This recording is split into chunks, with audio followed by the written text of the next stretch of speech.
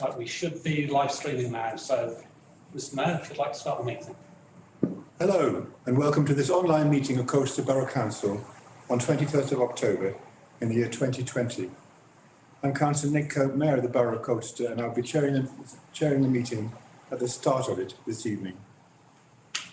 This meeting is being broadcast live via Zoom over the internet on the Council's YouTube channel and will also be available to watch afterwards.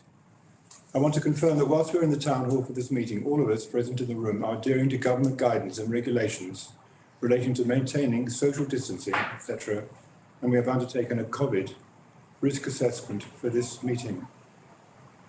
To begin, there are a few matters of housekeeping. Could all participants please mute their microphones unless they are invited to speak? Could participants indicate to speak using the raise hands facility? The majority of votes tonight will be administered by a roll call of councillors by the monitoring officer. There will be a short break under the conclusion of the mayor-making ceremony, and we will look to have a break at approximately 90 minutes intervals after that. Can I invite the Reverend Norrington to say a prayer, please? Thank you, Mr. Mayor, and good evening, everyone. So let us pray. God of grace and truth, send your Spirit to guide us as we discover your will for our great borough. Help us to discuss the issues before us with courtesy, truth, and mutual respect, and grant that all who are representative of this community and its people will seek to serve the common good through him who came not to be served but to serve, Jesus Christ our Lord. And we do pray for this community, especially during this time of pandemic, for the provision and support of this council, for the well-being and living of those who live and work here, for the safeguarding and well-being of those who are in the care of the council, for policies and practices that uphold the common life of all people. And we do give thanks for our Mayor, Councillor Nick Cope, and his wife Liz as they come to the end of their time in office, for all that they have achieved and for the legacy that remains for others to grasp and to continue. And so we gather these prayers in the prayer that Jesus taught us, the family prayer.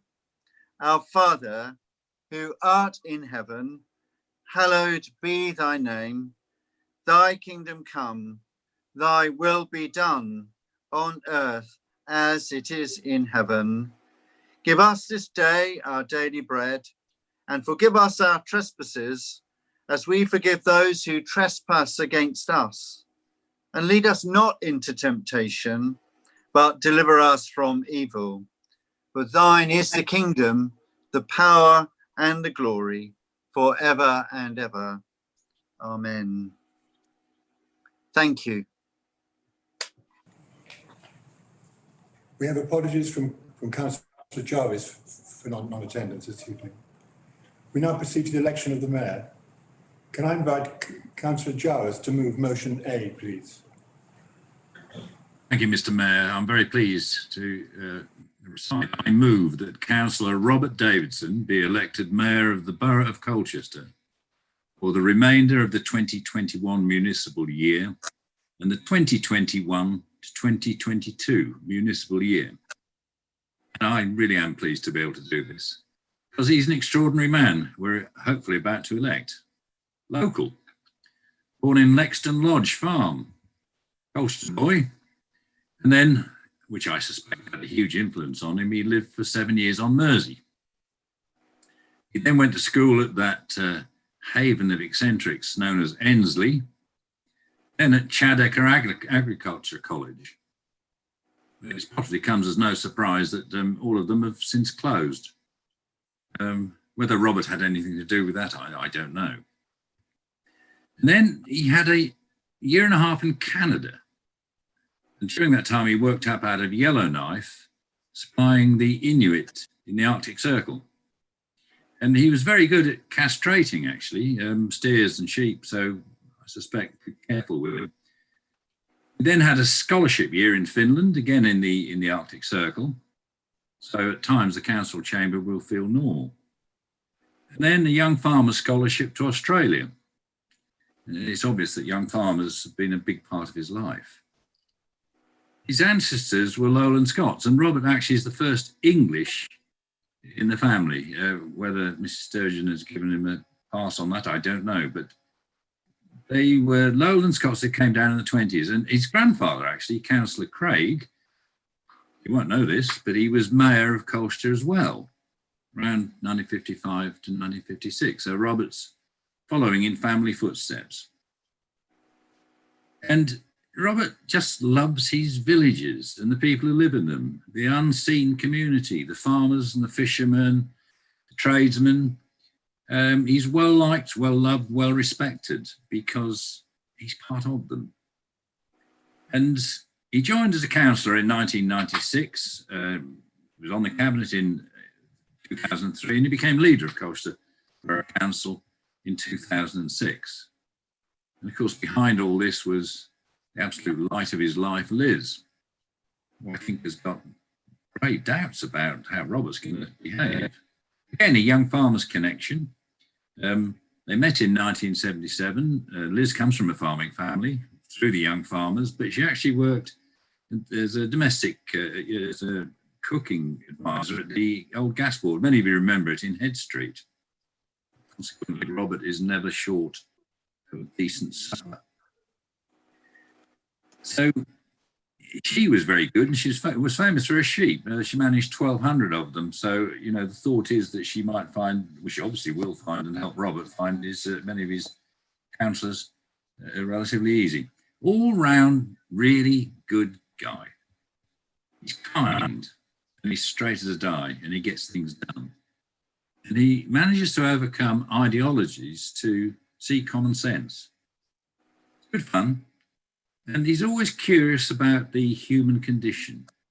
It's a great thing because it's easy to become cynical. He's not. I know he will serve us and this wonderful borough of Colchester well. So thank you, Mr. Mayor. Thank you, Councillor. Can I invite Councillor Goss to second motion A? Absolutely, it's with great pleasure that the Lib Dem group fully supports Robert's movement up to be mayor, and it's a great pleasure that we'll be able to support that and wish him a fantastic year ahead in what are very difficult times. So, Robert, it's been an absolute pleasure working with you over all the years you've been elected. And we certainly know that you'll put every effort into giving your mayoralty 110% and making it a real success for Colchester, and of course putting Mersey on the map because it does need it. I did do a bit of research into Robert actually, and if Google is correct, he was born in 1951, unless it's a different Robert Davidson. And I looked up in history some of the events that happened that year that you share it with Robert. So interestingly, in 1951, that was the first year that nuclear power was actually used commercially to generate electricity. And of course, tenuous link there, all the effort you put into campaigning and making sure the issues at Bradwell have been raised for your local community. So there's obviously a very strong link there. So thank you for doing that. You also share it with Sting and Robin Williams. And of course, Winston Churchill was elected again in October of 1951, again to be Prime Minister. And two more interesting facts. Dennis the Menace first appeared in the Beano, and the first residential tower block was built in Harlow. And the Archers also started on radio. And zebra crossings were introduced, so you share it with some interesting accolades, but I'm sure you will certainly be putting the mayoralty on the map and doing a fantastic job to make Colchester proud, and also the people of Mersey proud that elected you so many times. So thank you.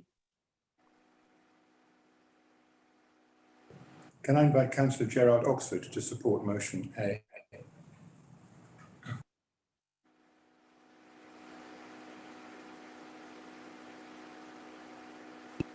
I'm there now, Mr. Mayor. Sorry about that slight delay. The Highwards Independent Group fully supports Robert's election to mayor for what will be, I think, 18 months, if I'm correct in my maths. And I'm sure he'll have a brilliant time, and he'll be ably supported, hopefully, by the incoming deputy mayor. So our support is with him, and we'll support you as much as we can. COVID COVID allowing us anyway. Thank you very much. Can I invite the monitoring officer now to administer the vote? Yes, thank you, Mr. Mayor. Councillor Arnold. 4. 4. Councillor Barber. 4. 4. Councillor Barlow. 4. 4. Councillor Barton. 4. 4. Councillor Bentley. 4. 4. Councillor Buston. 4. 4. Councillor Chapman. 4. 4. Councillor Chillingworth. 4. 4. Councillor Chewer. 4. 4. Councillor Coleman. 4. 4. Councillor Corey. 4. 4. Councillor Crowe. 4. 4. Councillor Dundas. 4. 4. Councillor Elliott. 4. 4. Councillor Ellis. 4. 4. Councillor Gocher. 4. 4. Councillor Goss. 4. 4. Councillor Hayter. 4. 4. Councillor Hazel. 4. 4. Councillor Higgins. 4. 4. Councillor Hogg. 4. 4. Councillor Jowers. 4. 4. Councillor King. 4. 4. Councillor Lissimore. Councillor Loveland. 4. 4. Councillor Luxford Vaughan. 4. 4. Councillor McLean. Fiona. 4. 4. Councillor Jackie McLean. 4. 4. Councillor McCarthy. 4. 4. Councillor Moore. 4.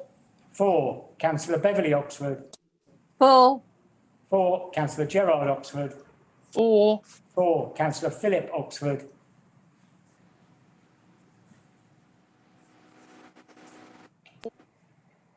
He's not here yet. Not here. Okay, thank you. Councillor Scott Butell. 4. 4. Councillor Willits. 4. 4. Councillor Wood. 4. 4. Councillor Tim Young. 4. 4. The Deputy Mayor. Abstain. Okay. And the Mayor. 4. 4. Thank you, Mr. Mayor. That's carried.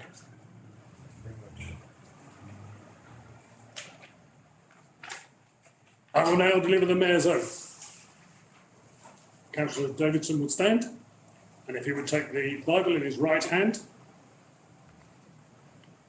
You shall swear to serve our Sovereign Lady, Queen Elizabeth II, in the office of Mayor of this borough, sparing none for love, favour, hatred, gift or promise, but that reason and right be done to everyone. The writs and mandates, as well for our Sovereign Lady the Queen, as for the suit of the party unto you sent, you shall return according to that you shall see fit and just in your discretion and counsel. You shall not be judge and party with any person, and you shall be diligent to do all those things which to a mayor of this borough do belong, at the days and places as need shall require. And all just profits of the borough aforesaid, and which shall be due to the commonalty of the borough of right or custom, by the common clerk of the borough, you shall make to be enrolled. No parcel thereof taking to yourself, concealing or detaining. the good constitutions and ordinances, customs and liberties of the borough aforesaid, you shall faithfully maintain and sustain. The public peace within the borough aforesaid, to your utmost most power, you shall keep and make to be kept. So help you God. So help me God. Thank you. I now invite the Mayor and the Mayoress, please, to robe for the Mayor and to accept chains of office. Thank you.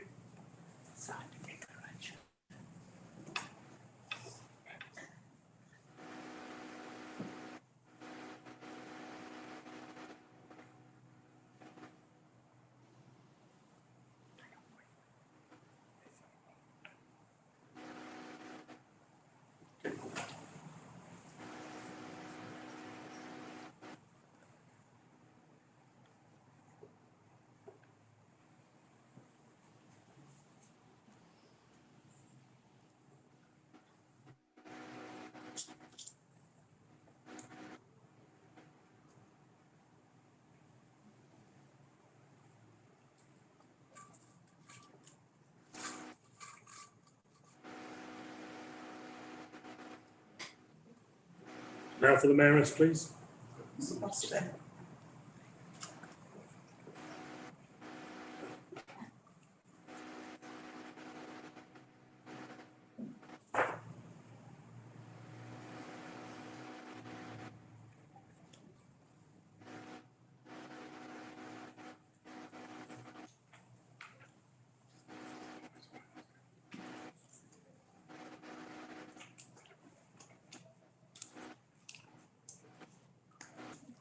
If the Mayor would now please sign the declaration of office.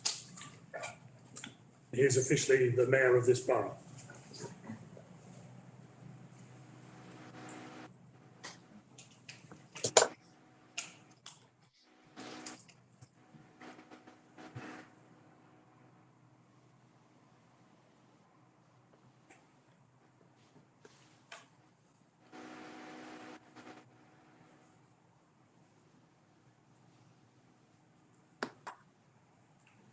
Thank you, Mr. Mayor.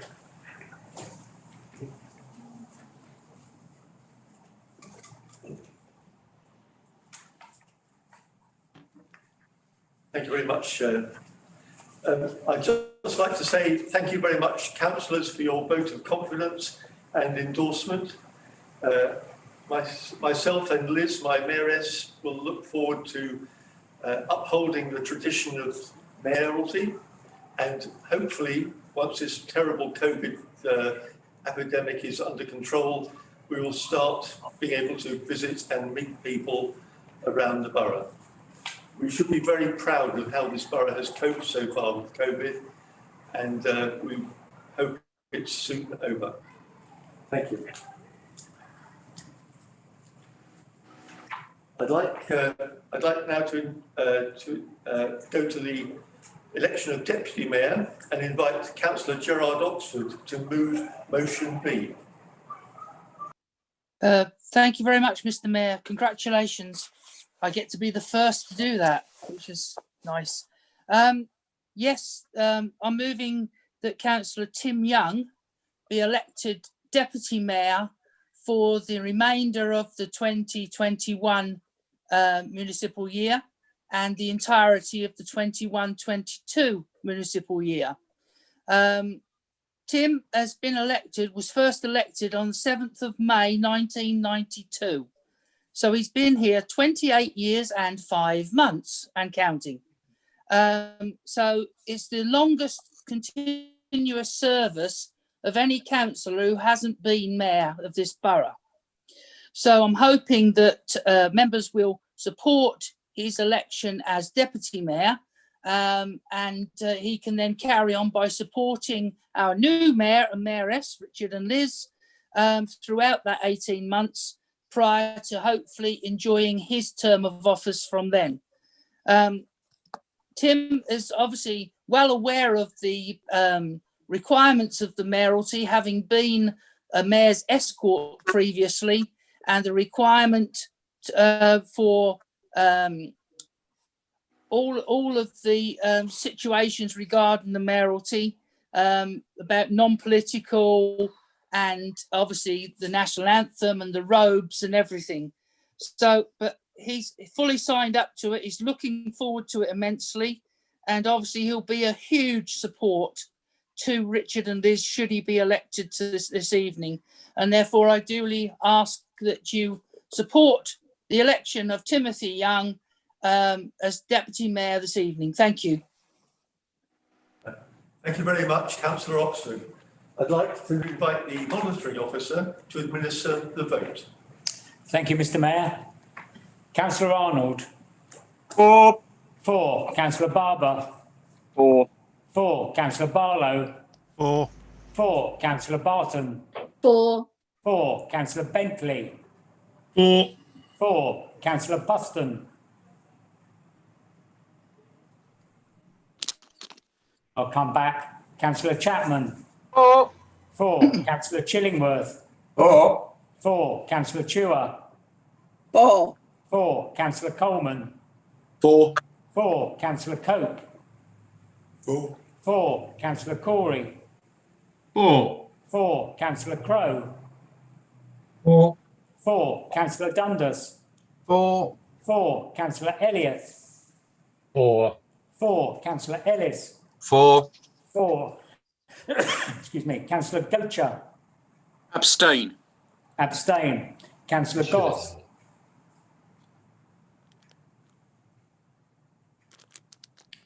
I'll come back. Councillor Hayter. 4. 4. Councillor Hazel. 4. 4. Councillor Higgins. 4. 4. Councillor Hogg. 4. 4. Councillor Jowers. 4. 4. Councillor King.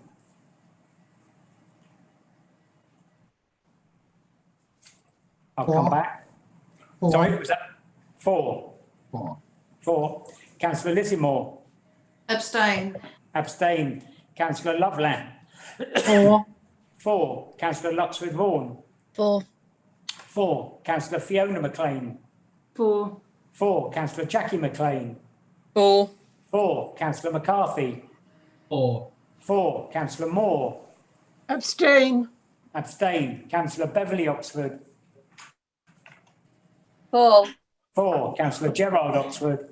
4. 4. Councillor Philip Oxford. Not there. He's not yet home from work. Okay. Councillor Scott Boutell. 4. 4. Councillor Willits. 4. 4. Councillor Wood. 4. 4. The Mayor. 4. 4. Councillor Buston. And Councillor Goss. No, that's carried, Mr. Mayor. Thank you.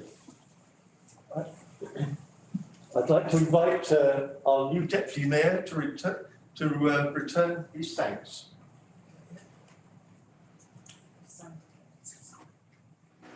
I think I've got to Would you sign firstly the declaration, please? Sign the declaration. Thank you. Mr. Mayor.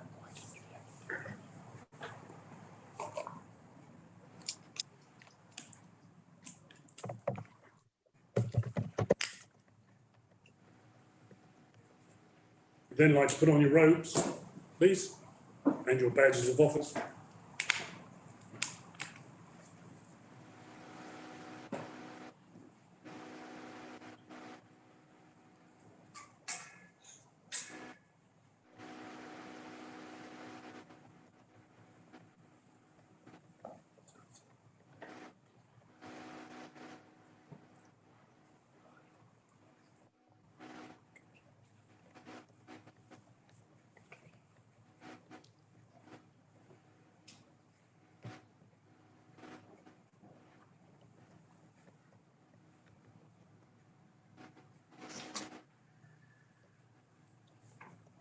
Thank you.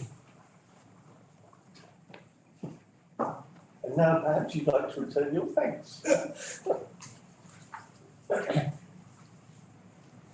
Yes, thank you, Mr. Mayor. And may I be the second person after Gerard to officially congratulate you and Liz on your election as Mayor and Mayoress of our wonderful historic borough of Colchester. I know you will have a great time and do a wonderful job, even in these most difficult of circumstances. I'd like to thank Councillor Gerard Oxford and his group for nominating me and for the overwhelming support I've received from members of the council tonight to be elected as Deputy Mayor. It's a shame my friends in the Labour group have not attended, but I hope to have their support in the future. Deputy Mayor, who'd have thought it? Certainly not me. However, I do realise and appreciate what an honour and responsibility it is, and I promise to respect the time-honoured customs and traditions. I love Colchester, and I'm humbled to be elected as Deputy Mayor of this truly great place. As Deputy Mayor and Mayoress, Nicky and I will be loyal, supportive and unstinting in the backing we will give to Robert and Liz. That is the role of the Deputy, and they know who will be there if and when they need us. Between us, Robert and I have given nearly 50 years of service to the borough, and that is what we are marking tonight. It's the reward and recognition for that almost half a century of service. We've worked well together before, and I'm certain we will again over the next 18 months. I've spent nearly half my life as a councillor. It can be hard as we tackle the thorniest problems facing the borough, but as all members know, it can also be very rewarding. What I do know, even with my dodgy maths, is that if I'm fortunate enough to become Mayor in May 22, then I will have spent exactly half my life on the council by the end of my term of office. What a thought that is. I want to end by issuing some thank yous. I want to again thank those councillors who have supported me this evening. I will not let you or the borough down. I want to thank those who have made it possible for me to be here, including Julie and our 3 children, Harriet, Matilda and Kia. I want to thank my late mum, who would be very proud. My marvellous dad, who is my absolute hero, 94 years young in all senses of the word, and who will be watching this live on YouTube if he's managed to access it on his iPad. My brother, Matthew, many of you know, and my sister-in-law, Lorraine, and their beautiful daughters, my nieces, Lauren and Olivia, who have been so supportive throughout. I want to thank the Deputy Mayoress, Nicky, for all her love, support and encouragement over recent difficult times, and her family, who have willingly accepted me into their fold. And last, but by no means least, I need to thank those people who have made this possible, and that is, of course, the residents of Greenstead Ward. It is an honour and a privilege to have represented them since 1992, and I accept this honour and title of Deputy Mayor as much on their behalf as of mine. They've always put their confidence in me and sustained me through difficult times, and I do my best to repay that confidence by working my socks off for them and for our community. Once again, thank you very, very much. Well, welcome, Deputy Mayor and Mayoress. I'd like to now invite Councillor Goss to move motion C, which is thanks to the retiring Mayor. Thank you. Can you hear me? Because I've got terrible connection problems. Yes. Yeah. Yes. Oh, right. Excellent. Well, that's a start. Unfortunately, you can't see me, but as I say, I have a face made for radio, so that's probably not a bad thing. I'll just move the motion, and then I will obviously give some thanks to Nick. So I move that the best thanks of the council are due and are hereby accorded to Councillor Nick Cope for the admirable manner in which he's discharged the responsible duties of the mayoralty during his period of office, and that a transcript of this resolution under the common seal be furnished to him.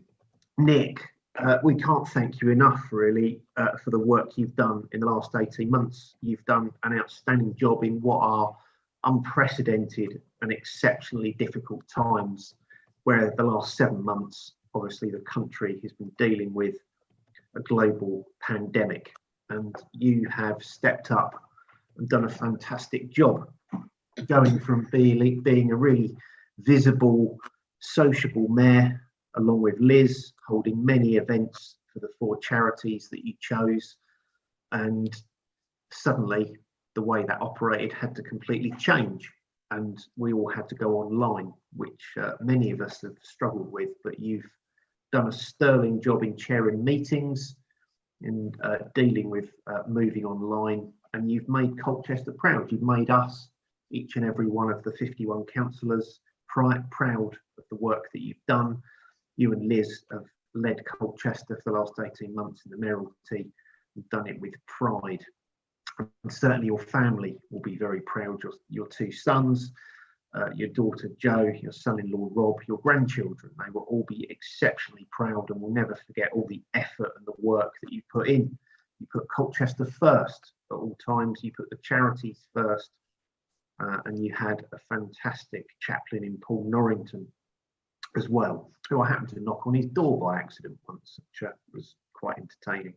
So it really just brings closure to say thank you. I'm sure you will remember all of the good work that you've done. We will certainly remember it, and it's an absolute honour to be part of saying goodbye to the mayoralty tonight. But you've done a brilliant job, and thank you. You and Liz should be really, really proud. Thank you very much indeed, Councillor Goss. That was very kind and very, very, very thoughtful statement. Yes. Well done, Councillor Goss, and I think we'd all endorse those very, very generous tributes and well-deserved tributes to the Mayor, the retiring Mayor. Can I ask the councillors for your confirmation that you support this vote? We do. Agreed. Agreed. Agreed. Agreed. Agreed. Agreed. Agreed. Agreed. Agreed. Agreed. Agreed. Agreed. Unanimously agreed, I think. Yes, and quite rightly too. May I invite Councillor Cope to make an acknowledgement of that those thanks, and to display the former Mayor's certificate and badge. Sorry, I rather jumped the gun just then. I have to apologise. I've been told to keep this short and sweet. My mayoralty has been a bit of a roller coaster. First, I did not know for sure I would be mayor until the early hours of May the 3rd, 2019. The functioning mayoralty lasted just under 10 months when all events abruptly stopped immediately after a royal visit to Tiptree, by coincidence, on the 10th of March. But there were a number of really important and interesting events, which I can list very briefly. I was privileged to join events with our 16th Air Assault Brigade, the University of Essex, the Essex County-wide with neighbouring mayors and chairs of council, together with the Lord High Lieutenant and High Sheriff. We were very privileged to meet them several times. I've enjoyed and participated in trips to our twin towns in Avignon, Imola and Wetzlar, and have reciprocated hospitality when their dignitaries have visited Colchester. In particular, I was delighted to endorse a bond of friendship with the Mayor of Renkum and attend the Airborne Division commemoration of Operation Market Garden in Oosterbeek and Arnhem. Most of all, I've been so impressed by the cheerful commitment and enthusiasm of Colchester Borough residents supporting charities, local projects, events and activities. I will not name them all, we would be here all night. But I thank all of them from the bottom of my heart and for giving me as Mayor such a wonderful and inspiring insight into the life of this borough. I thank all the civic officers, my outstanding PA, the town sergeant, who does an outstanding job, I'm sure you'll all agree, and helpful and caring staff of the town hall, my Liberal Democrat colleagues and fellow councillors, the High Steward and my chaplain, all of whom have supported me personally through thick and thin. I wish Robert and Liz Davidson the very best for his mayoralty in these unprecedented times and congratulate them on becoming mayor. It is my weighty job now to hold this up, for which I'm incredibly proud, very grateful.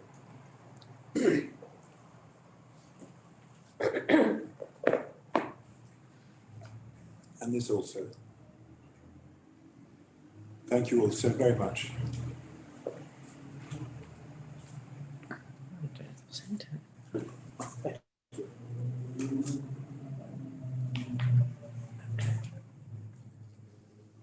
I think we now come on to item 5, which is the Mayor's Chaplain and other announcements.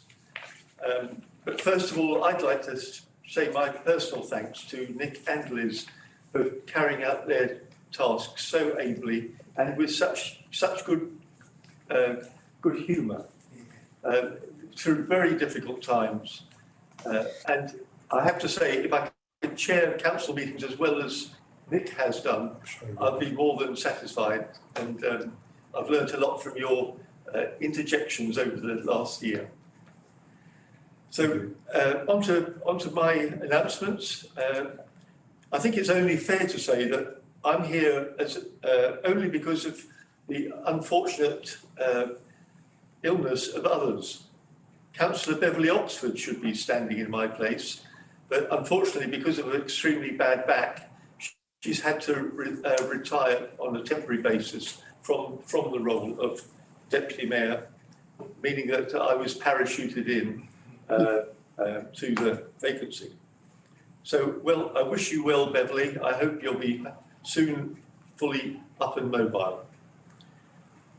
I'd like to announce my Mayor's Chaplain for my term is the Reverend Dr. Amanda Elms, well known to residents of Mersey, of the villages that I serve, and also, of course, her new posting in West Burgolt, Hawksley, and the parishes in that vicinity. She's a very practical lady. She's served her time as a dentist, as her husband, who we wish all good, speedy recovery to after his serious fall recently. But I'm looking forward to working with Mandy over the next year and a half. My charities for the year have a common theme, and I think it's one that most councillors would understand and hopefully agree with, that actually we're here as councillors to help others, and helping others is my theme, because actually one gets a lot of satisfaction and pleasure out of making other people's lives better. So my 6 charities that I've chosen are in no particular order, I hasten to add. The Essex Air Ambulance, who serve the whole county and in fact Hertfordshire extremely well. But as a rural councillor, we've seen them flying around across the farm, and they're always available to everybody with very short notice. They serve an invaluable service to inaccessible places, even in Essex. My second charity is the Rural Community Council of Essex, who actually do an awful lot in rural communities to support parishes, community halls, and affordable housing via exception sites in the villages. They also have a team of 50 community carers who go out to people in their homes and give them the assistance they need. So they're very much hands-on as a charity. My third one is SAFA, the Soldiers and Sailors and Airmen's Families Association. The Colchester branch is full of very worthwhile and well-meaning volunteers who help both serving and retired servicemen and their families, and in fact are fully occupied. They are always looking for help in financing those special trips and special needs of those soldiers' families. My fourth and fifth charities have a connection. St Helena's Hospice is the next one. Started up, of course, by Dr. Liz Hall and run extremely well, and still a very successful hospice, but they do need and totally rely on voluntary contributions. They service the residents of this borough and neighbouring boroughs from 16 years of age and above, and serve an invaluable service not only to those patients, of course, but also the families of those patients as well. And I know from personal experience that the family support groups do so much valuable work during that difficult time. The next charity is the East Anglian Children's Hospice, which, although it's only based in Ipswich, actually does cover with their field workers Colchester Borough. And of course, that's for children 16 or under. So again, heartbreaking stories of children who are struggling through life with accidents and illness that are really of no fault of their own. But again, the support that hospice can give is heart-wrenching. The fourth one, the final charity that I'm minded to support are the Samaritans in Colchester. And again, when people are at their wits' end and have got mental health issues that they cannot deal with, then actually the Samaritans are always there. I know a lot of their volunteers are well-meaning local people, and I think it's only right that we should spare a moment to think of those people that are in need of services that all these charities supply. So those are my charities. I look forward to raising money for them over the next 18 months. I do hope that we will be able to have fundraising activities of some sort with a rural theme, I think. Fresh air and exercise never did anybody any harm. So I look forward to having good support from all of you. Thank you very much. Right. We now have a motion, the Mayor, that's me. The Mayor has got to move motion D, which is that the meeting will be adjourned for 10 minutes. So make a cup of tea and whatever, and we'll be back in 10 minutes, which will be called back by Mr. Clifford. Thank you very much, and thank you for the honour of being Mayor and Mayoress.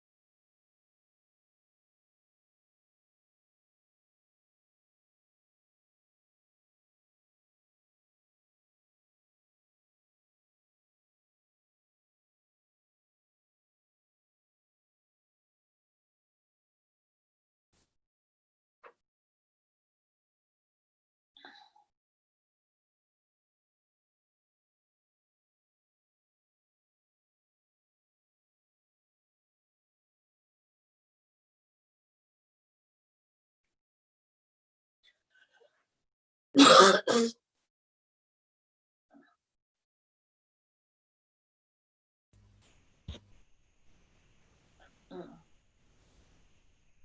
Councillor Goss. Shall we do a sound check?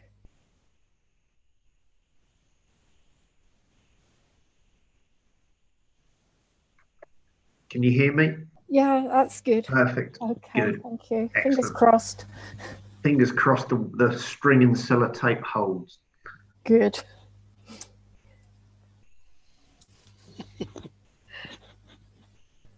Hello, Councillor Harris. Can you do a sound check for me?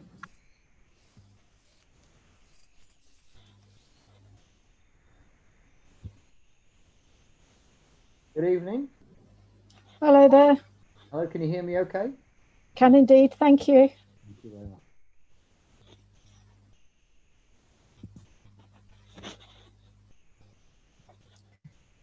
Hello, Councillor Lilly. Shall we take a sound check? Oh, yeah, we can. Can you hear me okay? Wonderful. Thank you. There seems to be a bit of an echo, actually, because seems to keep repeating itself. Oh, well, maybe that's my end. I don't know. But... Hi, Jan. Hi, Councillor Lilly. I suspect it's because we're still broadcasting at the moment. Ah, okay. All right, then. All right. Thanks, Alan. Hello, Jan. Hello. Hello, Jan. Julie Young here. Can you hear me? I can hear you, Julie. So... Are you hearing voices, Mike? Good.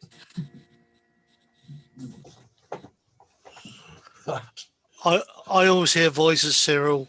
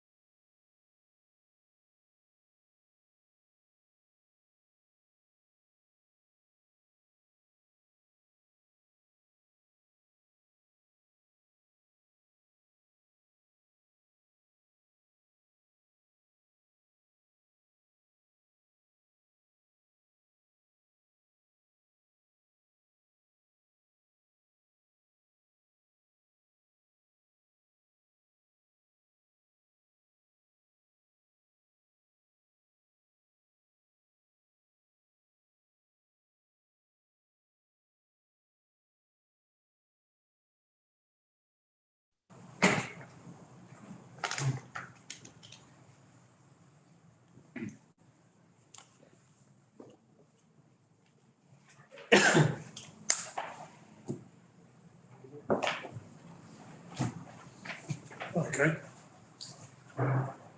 Welcome back, councillors, to the reconvened full council meeting, 21st of October 2020. We have one email contribution for Have Your Say from Angel Callion, which I will ask Mr. Clifford to read to us. Thank you, Mr. Mayor. This is the Have Your Say contribution we received from Angel Callion. Attention all elected members, reference conduct and governance. Context.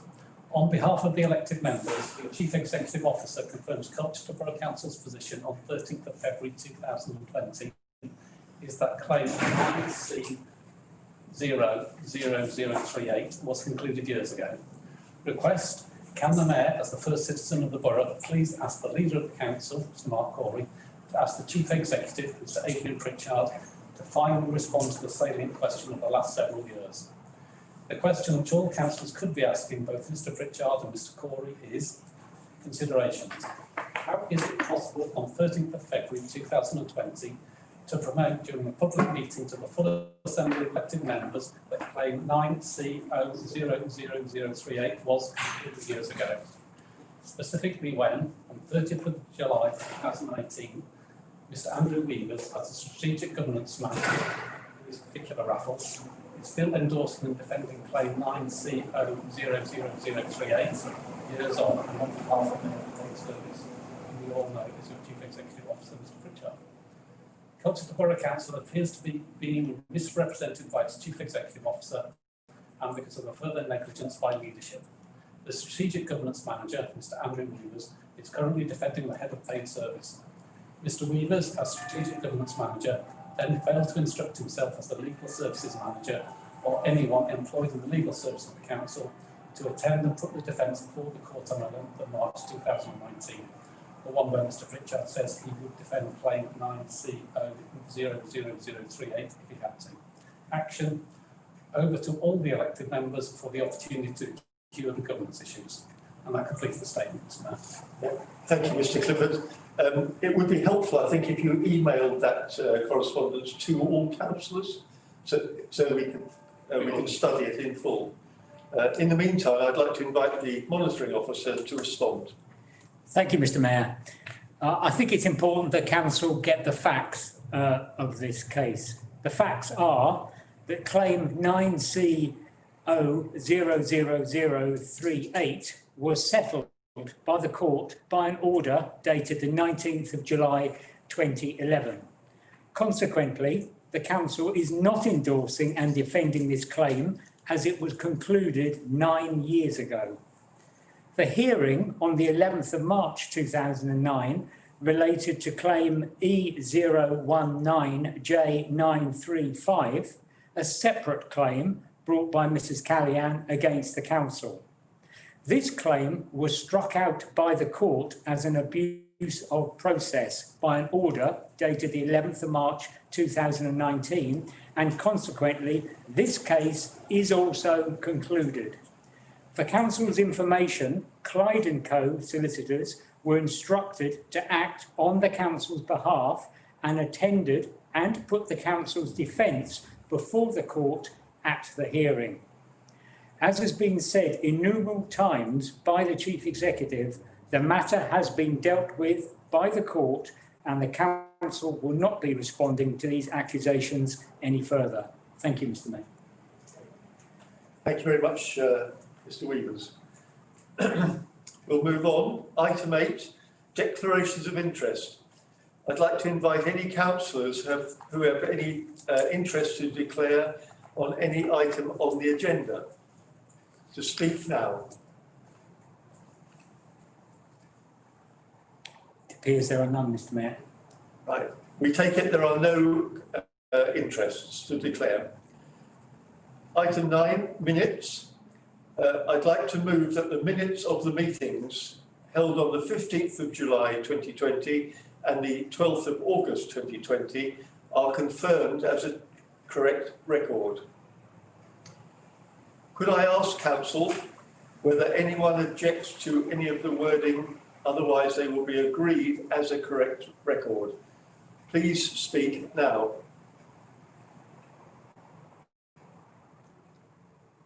I take it there are no objections. Therefore, the records are valid.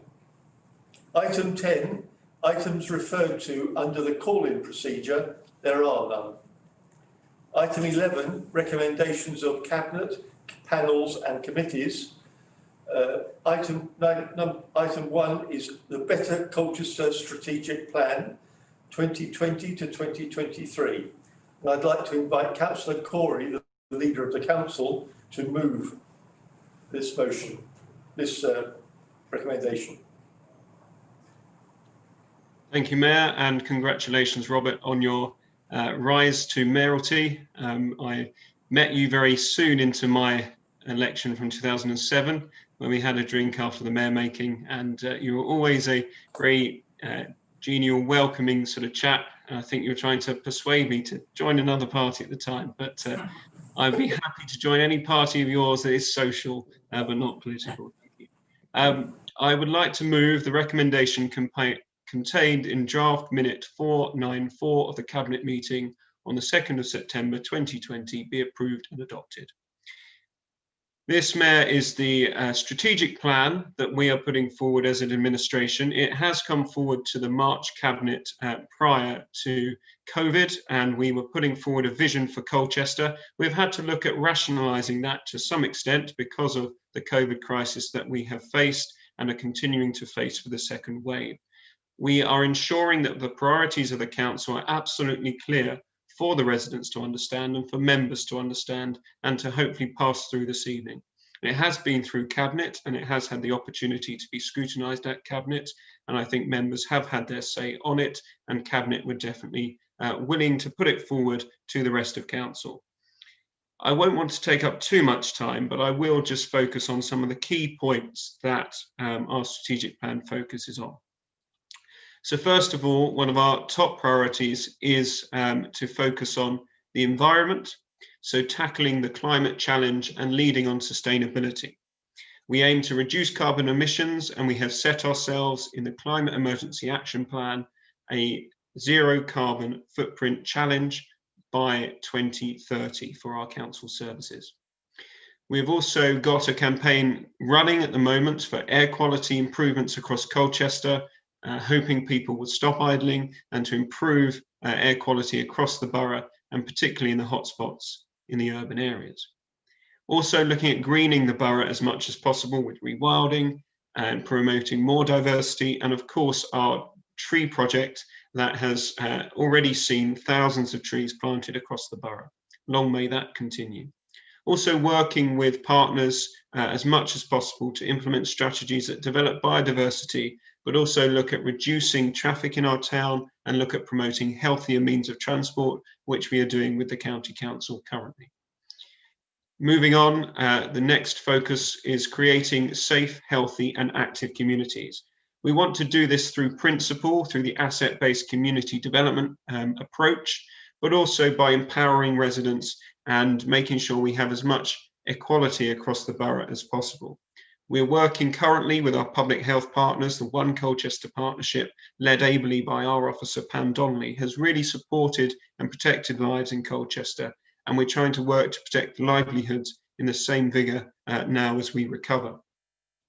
I'd like to say that this aspect of the strategic plan also focuses on young people, so the future of Colchester and how we can develop better opportunities for young people. And some of us are really keen on providing a youth zone for Colchester, working in partnership as well with Essex County Council to see what youth provision we can improve, because the people of our borough, the younger people, deserve that brighter future.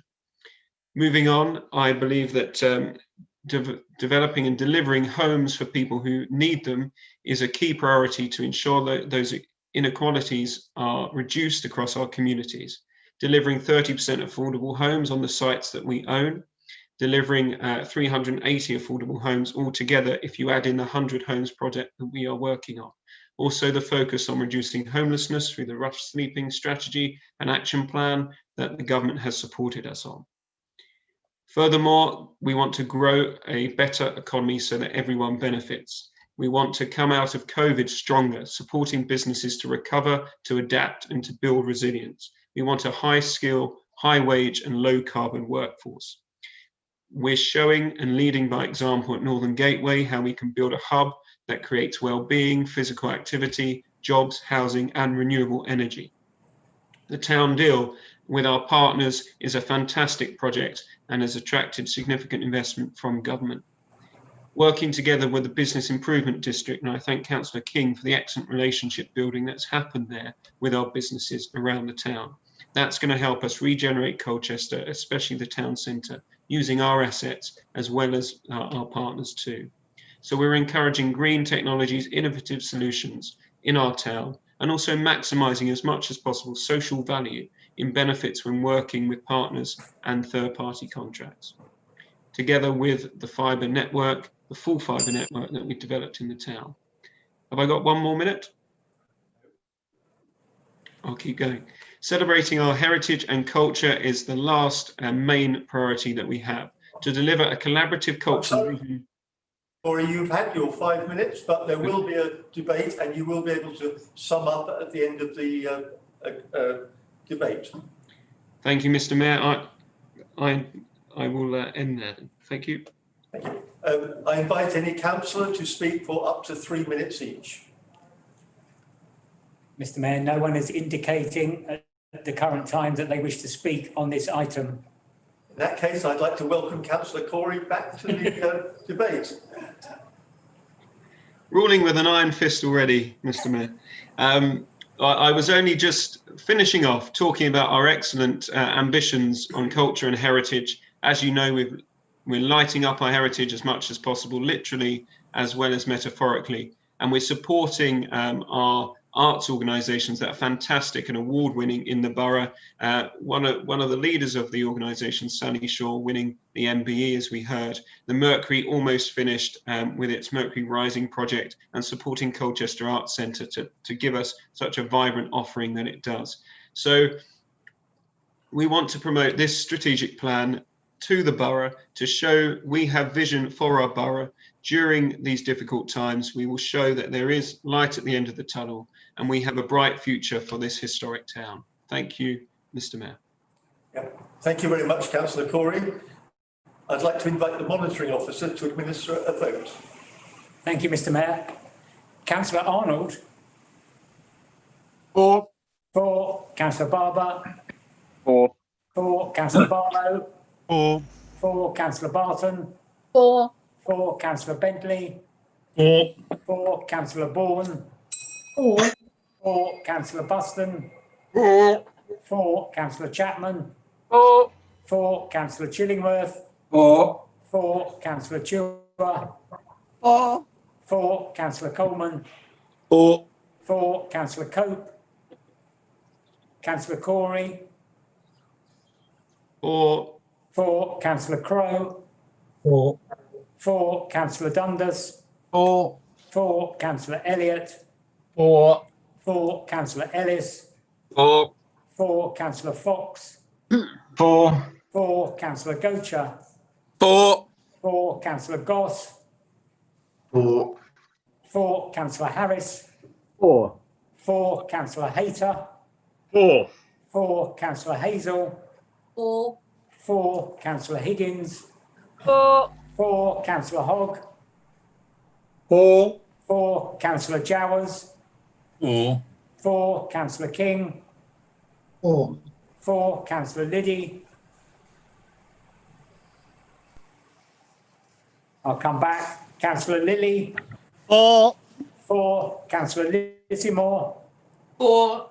For. Councillor Loveland. For. For. Councillor Luxford Vaughan.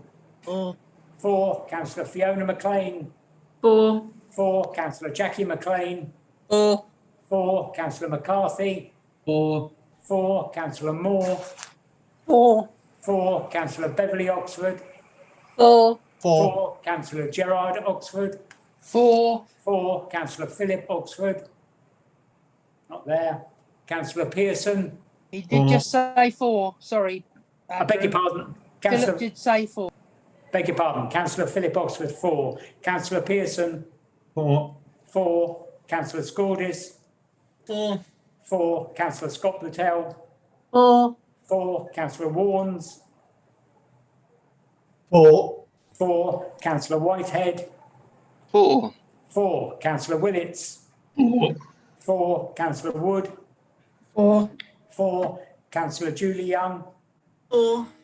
4, the Deputy Mayor. 4. 4, and the Mayor. 4. 4, and I'll just go back to Councillor Liddy. No, that's unanimous, Mr. Mayor. Right. Thank you very much. And Councillor Corey, you've got unanimous support from the councillors. You've got 38 months to complete it. Item 2, we'd like to changes to the Hackney carriage and private hire licensing policy. I'd like to invite Councillor Harris as chair of the licensing committee to move motion G for up to 5 minutes. Up to 5 minutes. Thank you very much, Mr. Mayor, and I add my congratulations to your appointment as Mayor. Thank you very much, Mr. Mayor. I want to move that the changes to the Council's Hackney carriage and private hire licensing policy set out in paragraph 5.4 to 5.9 of the Assistant Director's report be approved and adopted. Now, in doing this, Mr. Mayor, I will be brief. The licensing committee decision is before you tonight, and I commend it to you. The policy is regularly reviewed, of course. We all know that, and is kept up to date with various iterations and to make sure it's fit for purpose. The current policy has been in place since early 2019, and the changes in the report are brief, and I will just quickly summarise them very briefly in sentences for each. They require the Hackney proprietors to have a current passport and a birth certificate to be presented to the council. Evidence that drivers may work in the UK, of course. They must have a current DBS, that's a disclose and barring service check for each driver. They've got to have proof of having undertaking a safeguarding training that's run by the council. There's a minimum age change now for vehicle proprietors now set at 18, of course. And meters, Hackney carriage and licensed hire drivers must be turned on at the start of every journey. And lastly, preconditions that applicants holding an EU country driving licence must obtain a UK part from DVLA in UK. Applicants from all other countries must apply for a full UK driving licence. In asking the whole council to endorse this decision by the licence committee, I wanted to finally praise the hard work of the council licensing team. The team are doing still learning work against the background of COVID, as we all know, and also our democratic services team. They all go the extra mile in these trying times. And I wanted to thank my Deputy Chair, Mike Hogg, for his work, and also the whole licensing committee in adapting these changes thrust upon us by COVID, adapting and changing with how all had to do to meet in this way. Every member of that licensing committee, of our officers, has, I believe, made us a top-rate council. Mr. Mayor, I'm happy to answer. I so move and trust that this council will ratify this decision formally. Thank you. Thank you, Councillor Harris. Does any councillor wish to speak on the item? Mr. Mayor, no councillors are indicating that they wish to speak on this one. In that case, I'd like again to ask the monitoring officer to administer the vote. Thank you, Mr. Mayor. Councillor Arnold.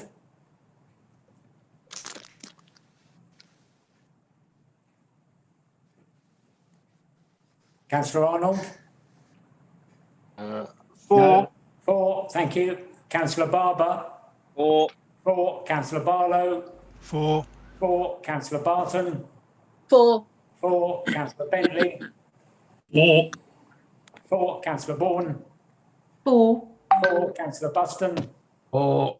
4, Councillor Chapman. 4. 4, Councillor Chillingworth. 4. 4, Councillor Chua. 4.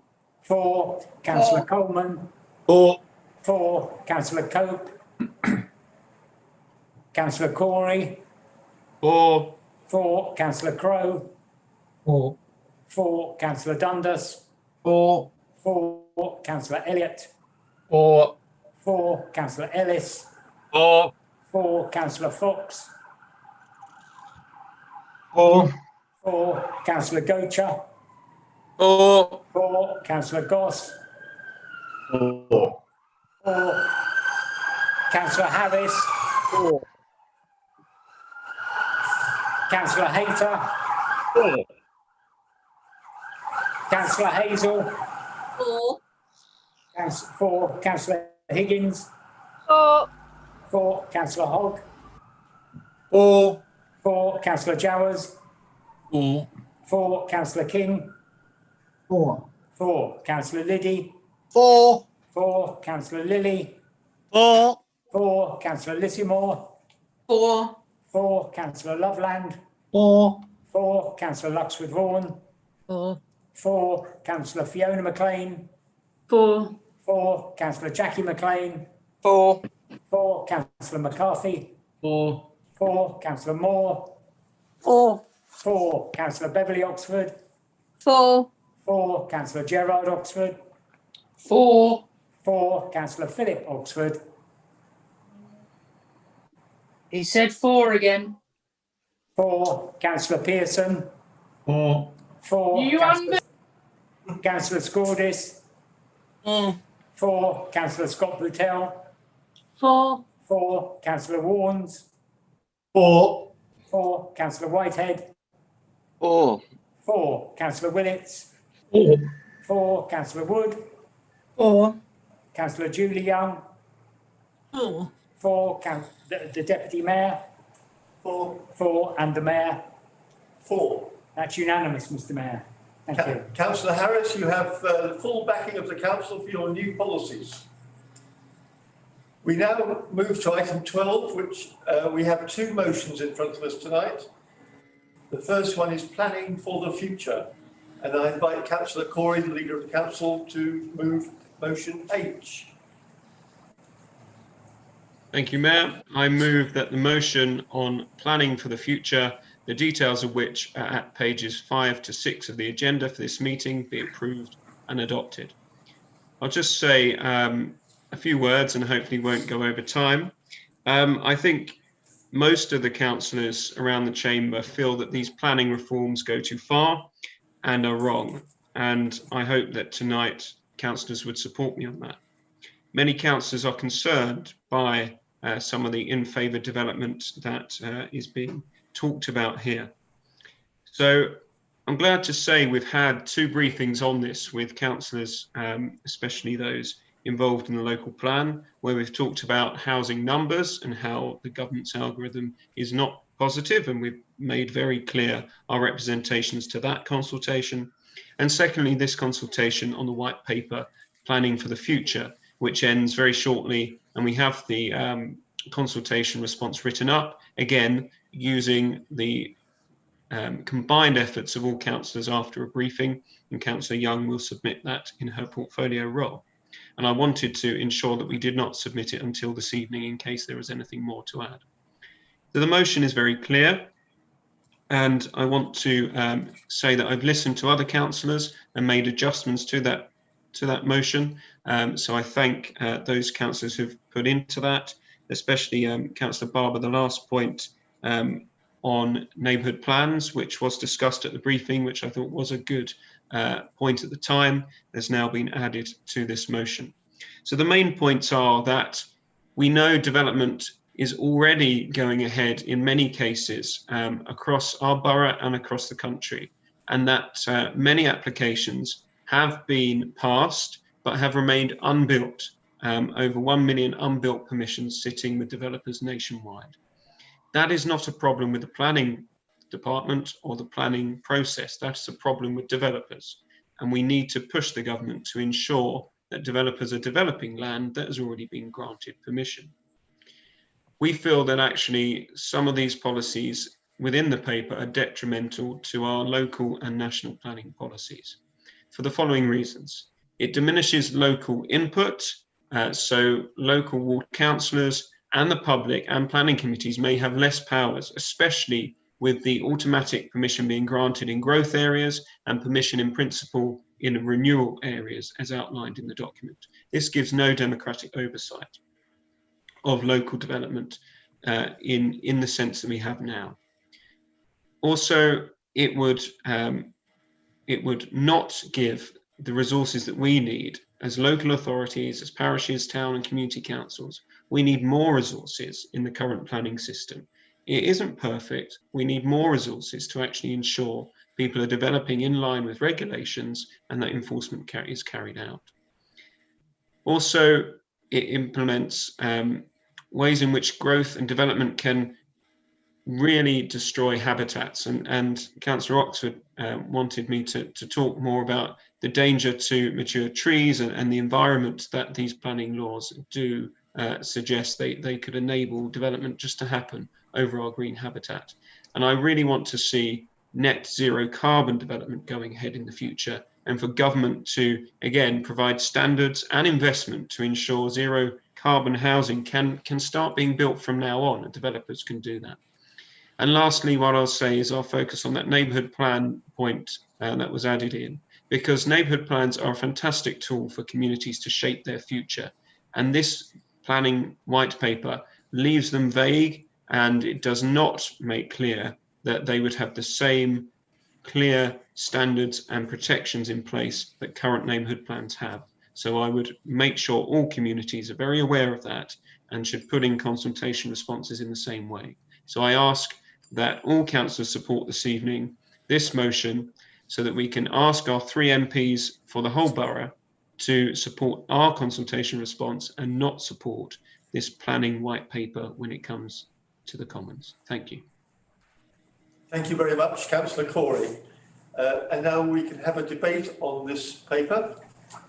Councillor Dundas is first. Councillor Dundas is first in the list. Thank you, Mr. Mayor, and congratulations. I'm sure you'll hear that a lot this evening. I'd just like to begin by thanking actually Councillor Corey and Councillor Barber for working constructively together, I think, to amend the original motion into a format I think most and hopefully all members can support now that everybody's here. But I think it's also important to remember that at the moment this is a consultation. It's not a policy, it's not legislation. And I hope and expect that many of the views expressed throughout the country on it will be taken on board before it gets to that stage. Members may have noticed over the last few years, actually, the Conservative group has been very forthright in championing what we think is right for Colchester, regardless of our party policy, particularly when it comes to planning. Ironically, on planning, it's actually been the administration which has been enthusiastically embracing central government policy, whilst we've argued against it. So whilst we, of course, always work to look constructively with our party colleagues, ultimately we are responsible to the people who elect us. And if we think something is fundamentally against the interest of this borough, we will fight it. And this will be the case with planning changes as much as anything else. Turning to the actual planning proposals, I'm not against change in planning. Ask any resident whether they think the current system is wonderful and you'll get quite a robust response. Equally, ask any officer or planning officer the same question, you might get a similar answer. I think it is actually quite right to question whether a system designed in 1948 is actually right for the 2020s. Equally, Colchester has been through a very long and very expensive local plan experience, and we're not quite there yet. Again, I'm not sure anybody involved would say the current system is perfect. I mean, Councillor King and I are actually both 23 years old. We only look this way because of local plan debates. So I think trying to improve it is welcome. So I think we do need change, but I don't want to see the proverbial baby thrown out with the proverbial bathwater. We need to keep what is good about the current system and improve it. We need to ensure people feel more involved and empowered. And I'm not convinced that, although it's a stated aim of the paper, I'm not convinced the detail actually delivers that at all. I think planning is a subject we all need more than 3 minutes on, and I'm sure we could debate for hours, but I don't think we should. What I would just add is, as individuals, we can all respond to the consultation. So I would ask all 50 members not simply to rely on the council to submit a response, but put in your own response, because it is there where your views need to be seen, not just in our virtual council chamber tonight. There are a few parts of the motion I'm not perhaps so keen on, but nothing in life is perfect, and we all need to compromise. I do agree with the general arguments, and therefore I will be supporting it this evening, and I hope all other councillors do likewise. Thank you. Thank you very much, Councillor Dundas. I'd like to call Councillor Gerard Oxford next. Thank you, Mr. Mayor. Yeah, I like the motion, but I've spoken to the leader about some areas that I felt could have been stronger. Not least, we are getting a lot of pollution coming back into the atmosphere because mature trees are being felled unnecessarily. And that's a real worry to me. We've seen lots in Highwoods Country Park and elsewhere that have been felled. And we know that they store away lots and lots of pollution, but when they're felled, it releases it back into the atmosphere. So obviously we're keen as well on a richer habitat for all manner of wildlife. We also feel very strongly, because we've experienced it within our ward, that homes are currently being built too close to existing trees. And then in subsequent years, you end up getting insurance claims for structural difficulties because of the trees. And then the trees are sacrificed as a result. If the distance from existing trees was greater, then we wouldn't need to fell the trees and homes would be safe as well. And finally, the one thing that I'm noticing more and more, sadly, even despite legislation, is so many applications are not fully disabled compliant. And that is an absolute shocker, given the fact that the legislation was passed initially in 1992. Thank you. I'll leave it at that. Thank you. Thank you very much, Councillor Oxford. I'd like to ask Councillor Gocher next, please. Thank you, Mr. Mayor, and congratulations on your election. I will be supporting this motion, and I thank Councillor Corey for his measured introduction to this, but I don't think that this is a time to be measured. These proposals in this white paper, in my opinion, are the greatest threat to this country since the Second World War. Not in terms of invasion, but they threaten the very fabric of the countryside. For anyone sitting at home, what is being proposed is to split the entirety of the countryside into three categories: for growth, renewal, or protected. And if countryside is placed in category number one, that's it. Developers can build what they like. You know, it basically deregulates everything. Pretty much the same in the renewal category. That basically is land that's basically near a town, but it could be a green space. It is a developer's charter. It's about deregulation. It's about getting rid of all the environmental protections and the requirements to build certain numbers of social homes, watering that down as well, to enable developers to massively increase house building. It also threatens to massively increase Colchester's housing targets from about 920 houses per year to 1,600 plus houses per year. We should be doing everything we can to prevent that being inflicted on Colchester, because if we don't, we will not be able to stop it, because these are central government regulations. Now, my main concern is the countryside. My granddad was a farmer. I grew up in a village. I'm not somebody who has some kind of middle class towny view of the countryside. I love the countryside. And according to the 2016 State of Nature report, this country is among the most nature depleted countries in the world. And the 2019 State of Nature report said nothing is improving. 60% of the most important wildlife in the UK has, there's been a 60% plunge in the numbers of the most important wildlife in this country since 1970.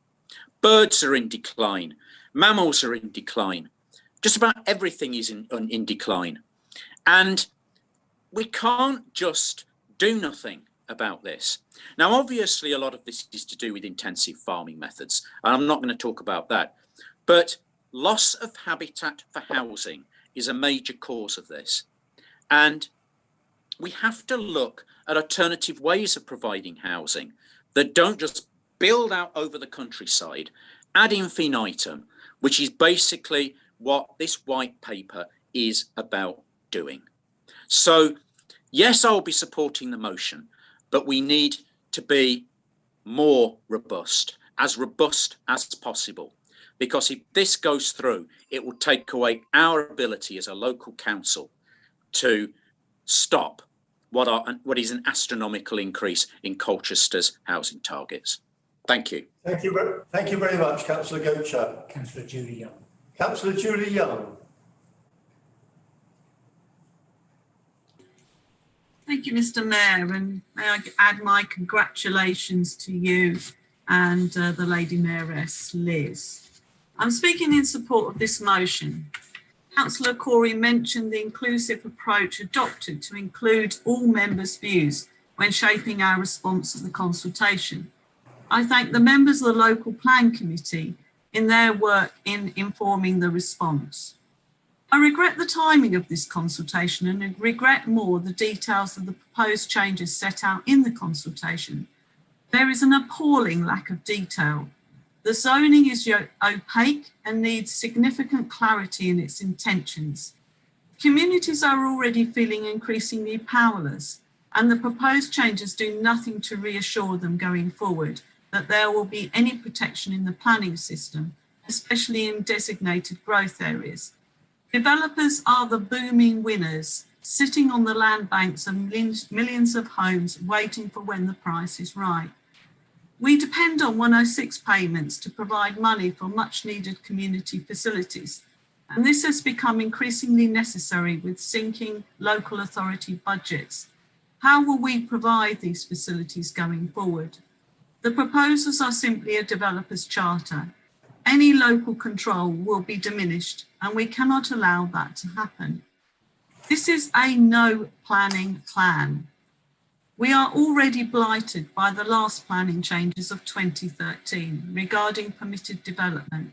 600 sites were recently looked at by UCL and found flats of 16 square metres, many without windows. Simply rabbit boxes, Mr. Mayor. Our planning team does an excellent job and meets the targets the authority has set them. The consultation acknowledges the lack of resources, and that does impact, but the answer is not to create a developer's charter. We need professional planners in place to protect our communities, and we need high levels and effective community engagement and consultation. There appears to be no relationship between these proposals and the local government reform, which is a glaring error. Build beautifully, described in the proposals, would be completely undermined by other planning changes. It is an unrealistic expectation. The white paper is completely silent on archaeology, and if we are to protect listing buildings, we need to sign off alterations by independent council planners. We should not trust the opinion of paid-for consultant opinion. The biggest issue we should concern ourselves with is the effect of this proposed planning changes and the impact on the supply of affordable housing. We already have a glaring gap between provision and supply, and this is going to destroy the supply coming forward. At County Hall, the planning lead members meet across the boroughs and districts, and there is uniform disagreement with these proposals. Mr. Mayor, I fully support this motion, and I'm hoping for a unanimous vote in support. Thank you very much. Thank you, Councillor Julie Young. Councillor Barber. I'd like to ask Councillor Barber next to speak. Thank you, Mr. Mayor, and may I be another person who congratulates you for your for being selected as mayor this evening. I want to thank Councillor Corey for his measured presentation of this particular proposal, because I think we've had a good few weeks discussing this both internally and publicly on various concerns we all have as members of the council representing our wards, all coming from it from a different perspective, but all having the chance to have an input in the council's formal response to it. And I want to thank him also for adding in the issue on neighbourhood plans, because my ward with Councillor Willits and Councillor Jarvis, we have more neighbourhood plans than any other. So we're in a good position to understand, as Councillor Corey is, as someone whose ward has been going through the process, how important they can be in getting communities involved and actually delivering housing. They're pretty good at delivering housing, infrastructure improvements and services.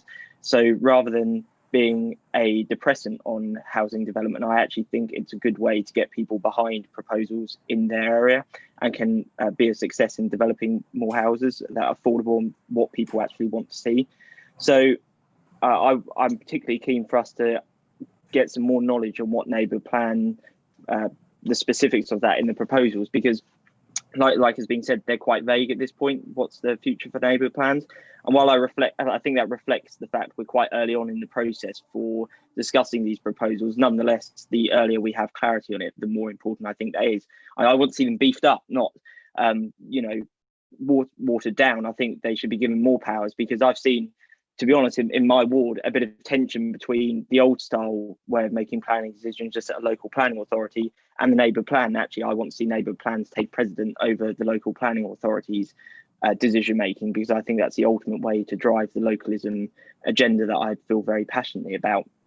The other issue, which we haven't really touched on in this motion, but has been discussed at length in meetings, both publicly and privately, of the council, is the zoning issue, and that's going in our formal response. So I'm not too bothered that it's not in this motion, but I think there is a glaring omission of the fact that about 78% of national land is agriculture. That is not an area of now outstanding natural beauty, is not somewhere you particularly want to see developed. It's just fields that make up England, because it's particularly changed to England. So I think that's a bit of a glaring omission in the proposals that needs to be clarified as well. And I think that the government will listen to what a lot of people are saying to try and improve these, because planning has to change. I've seen it over the last few years in the borough.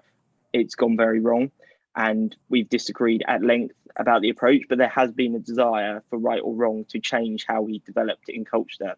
And while I think it was the wrong approach, there was clearly an appetite at a local level for that to change how we have done it over the last couple of decades. So I support change, but I don't necessarily support the change that's being proposed at the moment, and that's why I'll be supporting this motion. And I do actually want to thank Councillor Corey for the way he presented, because I'd written a completely different speech, making slightly more political points, but actually I don't think it's probably appropriate this evening, and I think that actually we can work constructively to make some good constructive criticism that could improve the outcome of this proposal. So I'll stop there. Thank you very much.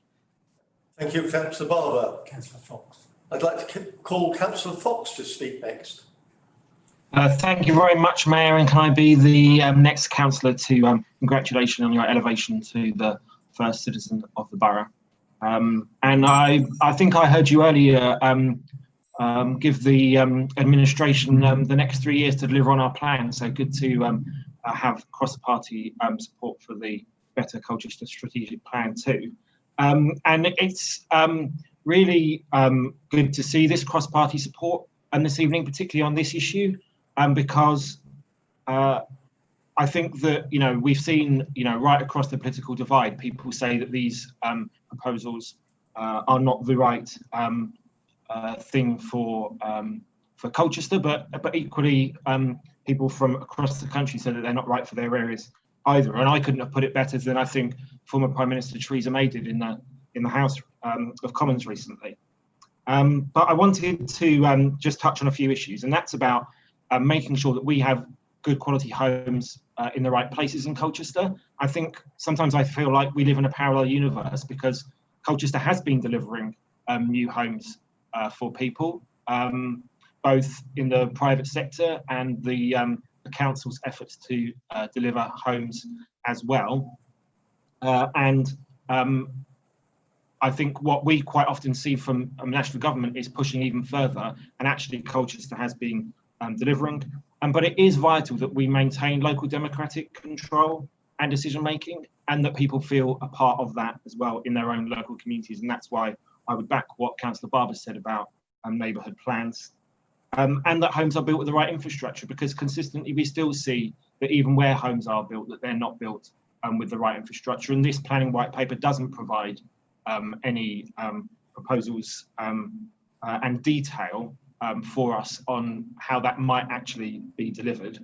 And finally, it's really about, for me, delivering homes that people can afford as well. That's whether people want to buy a home, or whether, as importantly, if not more so, that there are council homes for people to rent, that they're truly affordable and that they're energy efficient. And this white paper, again, provides very little information about how we can build so that it also protects our environment as others have talked about. So, you know, some of our MPs have been very quiet on this issue, and I really back this motion so that we hear from them what their thoughts are about future planning for our borough and how we can both protect our heritage and our green spaces, but also deliver the truly affordable homes that people need. Thank you, Mayor. Thank you very much, Councillor Fox. I'd like Councillor Barlow to follow you. Thank you very much, Mr. Mayor, and may I echo everyone else in congratulating you on your elevation to the mayoralty. I'll keep my comments brief, as most of the points I wanted to make have been made already. I fully support the motion, and the response will be going off. Yeah, as chair of the local plan committee, made sure we had this coming up on the committee agenda pretty soon after it came out, and I'd like to thank the officers who did a lot of work initially just getting that initial paper out there, and have been doing a lot of work throughout this on working on our response. And so, yeah, I'd like to thank the members of the local plan committee for all the feedback and the comments they've given. We've had a very constructive process through this, and Councillor Judy Young in her role as portfolio holder and the rest of the cabinet for working alongside the committee in getting this, bringing this motion forward with Councillor Corey, but also the response we're putting into the consultation, which is very long and very detailed. And we as a council, we are responding constructively in points where we can be. There are major flaws with these proposals, but we have picked out the good bits from there as well and gone forward. And I would recommend that every member, when that response comes around and comes up, we issue it publicly, does read it, because it's a very good summation of a lot of the issues people from across the council had with that. So I support the motion, and thank you, Mr. Mayor. Thank you very much, Councillor Barlow. I'd like Councillor Hazel, please, to speak. Thank you very much, Mr. Mayor, and my congratulations too to yourself and Liz. I do agree with a great deal of what has been said by colleagues. This is a consultation document, and it is beholden on us all to actually make our responses as fast as we possibly can. What I do actually think is that locally we could actually be more robust than we are under the current rules that we have now. I would like to see far more integration between the planning department and the planning committee. I'm often quite frustrated that we are too easy on developers. We allow them to get away with too much. And I really do believe we could be more robust in our decisions for the applications that come before us under these current rules. So I will be supporting the motion, and I hope that given the review that's going on, we could actually, as a local planning authority, come together and be more inclusive and more transparent in the way our planning decisions are made. Thank you, Mr. Mayor. Thank you, Councillor Hazel. The final speaker who's indicated is Councillor Lilly. And the final speaker so far to indicate is Councillor Lilly. Well, thank you very much, Mr. Mayor. Congratulations on that. And I'm sure that we'll be able to steal in Rowhedge, go over to proper villages and to Fingrado all the time. A lot has been said, but the main thing I want to speak about is actually the accusation about we build too many houses in this borough. And the one thing that's come out of all the briefings that we've had is the fact that that housing total is a minimum total. It's not a maximum total at all. So when the government proposes 1,500 and so on houses, that will be the minimum that this borough will have to build. So there is no set limit. So when you say that we've built far too many over the total, there is no total. That is the minimum total, which is what it is now, actually. So thanks to Essex County Council, who have organised all the plan and policy briefings for portfolio holders. Myself and Councillor Young attend them, along with every other portfolio holder around the county. And I've never known every district to be in agreement in Essex about what a diabolical plan this is to ruin the whole of the county by the ridiculous planning laws that the Conservative government is proposing. Uttlesford is disgusted. They can't believe what they're being asked to build in their area. They won't be able to cope. They can't cope now with all the jobs loss that they have and coming in. And it's great in a way that it's actually pulled everyone together. And I'll have to write to to Boris Johnson and say thanks for that. We actually all agree on something, and it's your idiotic plans. The affordable housing situation. I just couldn't believe it. When we asked the planning officers at county about the zones. Now, when they got a zone allocated and you can build so many houses on there, that developer doesn't have to build any affordable houses on that zone because it's allocated, say, for 1,000 homes. But what they have to do is give money for an X amount of affordable houses to be built. Where do you build them?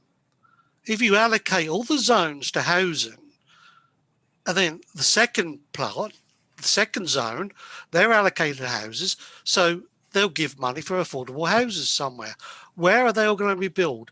That is the worry of every county council district, that there'll be no affordable houses built unless you allocated a piece of land somewhere where all affordable houses. Now, I think that Councillor Barber has actually put forward West Burgold earlier, saying he wants some more.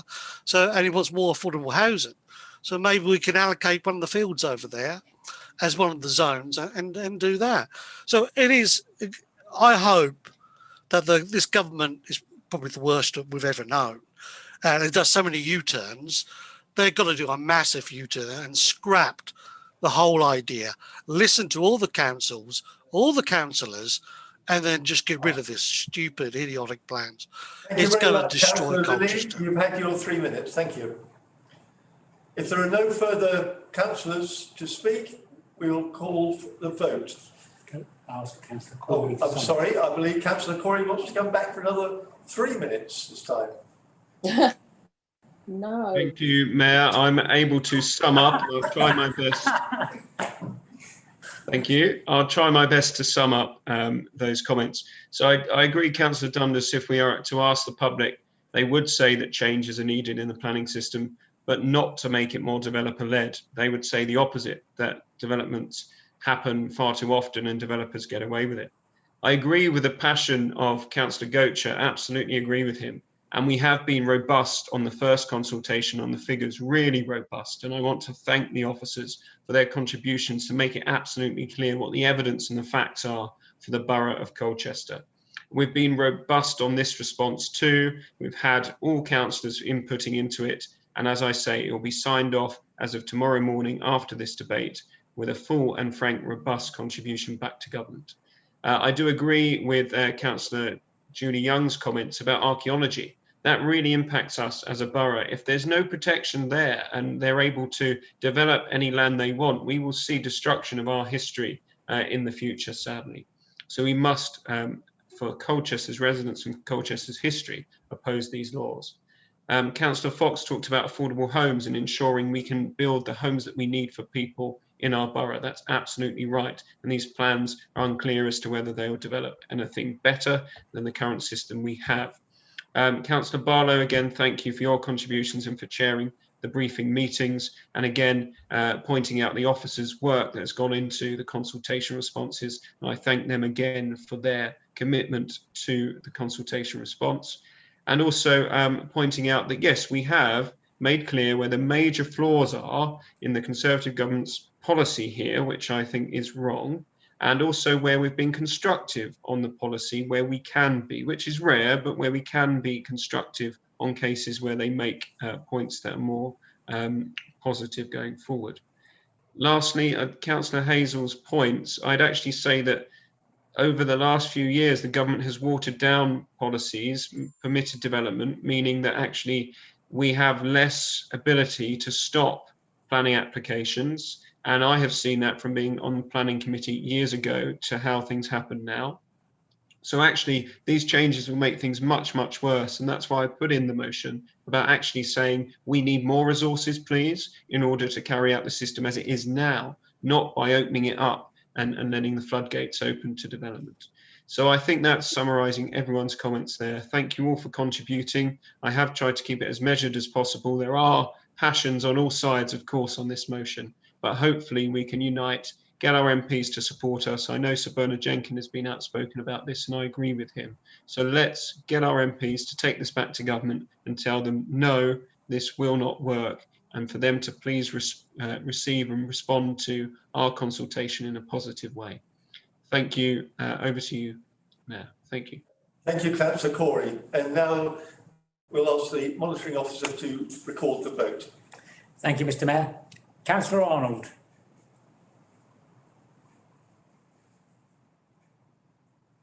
I'll come back. Councillor Barber. 4. 4. Councillor Barlow. 4. 4. Councillor Barton. 4. 4. Councillor Bentley. 4. 4. Councillor Bourne. 4. 4. Councillor Buston. 4.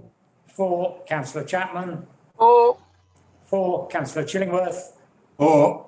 4. Councillor Chua. 4. 4. Councillor Coleman. 4. 4. Councillor Cope. Councillor Corey. 4. 4. Councillor Crowe. 4.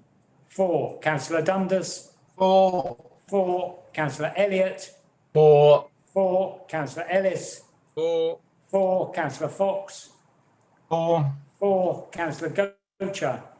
4. 4. Councillor Goss. 4. 4. Councillor Harris. 4. 4. Councillor Hayter. 4. 4. Councillor Hazel. 4. 4. Councillor Higgins. 4. 4. Councillor Hogg. 4. 4. Councillor Jowers. 4. 4. Councillor King. 4. 4. Councillor Liddy. 4. 4. Councillor Lilly. 4. 4. Councillor Littymore. 4. 4. Councillor Loveland. 4. 4. Councillor Luxford Vaughan. 4. 4. Councillor Fiona McLean. 4. 4. Councillor Jackie McLean. 4. 4. Councillor McCarthy. 4. 4. Councillor Moore. 4. 4. Councillor Beverley Oxford. 4. 4. Councillor Gerard Oxford. 4. 4. Councillor Philip Oxford. 4. 4. Councillor Pearson. 4. 4. Councillor Scordis. 4. Councillor Scott Boutel. 4. 4. Councillor Warnes. 4. 4. Councillor Whitehead. 4. 4. Councillor Willits. 4. 4. Councillor Wood. 4. 4. Councillor Julie Young. 4. 4. The Deputy Mayor. 4. 4. The Mayor. 4. 4. And I'll go back. Councillor Arnold. And Councillor Coe. That's unanimous, Mr. Mayor. Thank you very much. It's certainly an issue of great concern to a lot of our residents in Colchester. Right, we now go on to the second motion of the evening and the final one. That is saving the Paxman factory. I'd invite Councillor Scordis to move the motion aye. Thank you, Mr. Mayor. I move that the motion on saving Paxman factory, the details of which are on page 7 of the agenda for this meeting, be approved and adopted. Do you want me to speak on it now, Mr. Mayor? Yes. Yep, excellent. Right. Paxman's factory is a part of our heritage and history, and not just Colchester's, but Britain's. Its engines service warships in World War II. Its engines also serviced trains across the world, and they were world renowned as being one of the best engine producers across the globe. In Colchester, the history of Newtown centres around Paxman's, where the homes were built for the workers. At its peak, Paxman hired over 2,000 people. It was the first place that hired my grandfather as he tried to rebuild his family life in Colchester. So for me, it's quite personal. Today, it is still easy to find local residents who worked at Paxman's. Paxman's helped build the great town we live in today. The loss of this great and historic factory for Colchester will be a tragedy. Not only is it a loss of our heritage, but it also leaves almost 90 staff members redundant as we face the economic consequences of COVID-19. It is also a tragedy for British manufacturing, which has declined significantly under this government. There is no doubt that Brexit has played a role in this decision made by Man Energy Solutions. However, the biggest issue seems to be that the government has cancelled the contract it held with Man Energy Solutions to produce diesel engines for our warships. Instead, the government opted for a company that operates in Europe. So much for taking back control after Brexit. The same goes with our train engines, where most of our train companies are owned by European governments, but they don't have a contract with a British company such as Man Energy Solutions. Apelio, for example, is Dutch. In this case, opting for the cheaper option will damage Colchester. This is why we're calling on our MP to lobby for the government in a ministry he used to work in, the Ministry of Defence, looking to offer Man Energy Solutions a contract that once again will allow us to build in Britain. The MP's response has been poor. He has not met with the unions or the workers. He claims he has done all he can and that he can't make a difference. Well, he can. He sits in government as a minister. More can and must be done to save Paxman's, a factory that encapsulates the creativity and ingenuity of Colchestrians. Coming to the amendment, although I agree that moving to greener forms of energy is the way forward, to blame Man Energy Solutions is frankly insulting. In its current wording, I cannot support this motion, which seems to heap the blame on Man Energy. It should also be said that Paxman's currently specialise in refurbishing diesel engines, not just building new engines, so this work will have a demand for some time. The government had a choice and they preferred the cheaper option.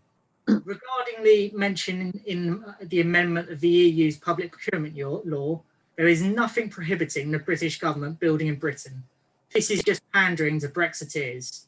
In fact, today, the MOD has announced that they will be handing out contracts for the Navy to British companies. So what perfect timing for this motion. So for those of you passionate about Colchester's heritage, our history, our ingenuity and local jobs, I urge you please to support this motion. Thank you.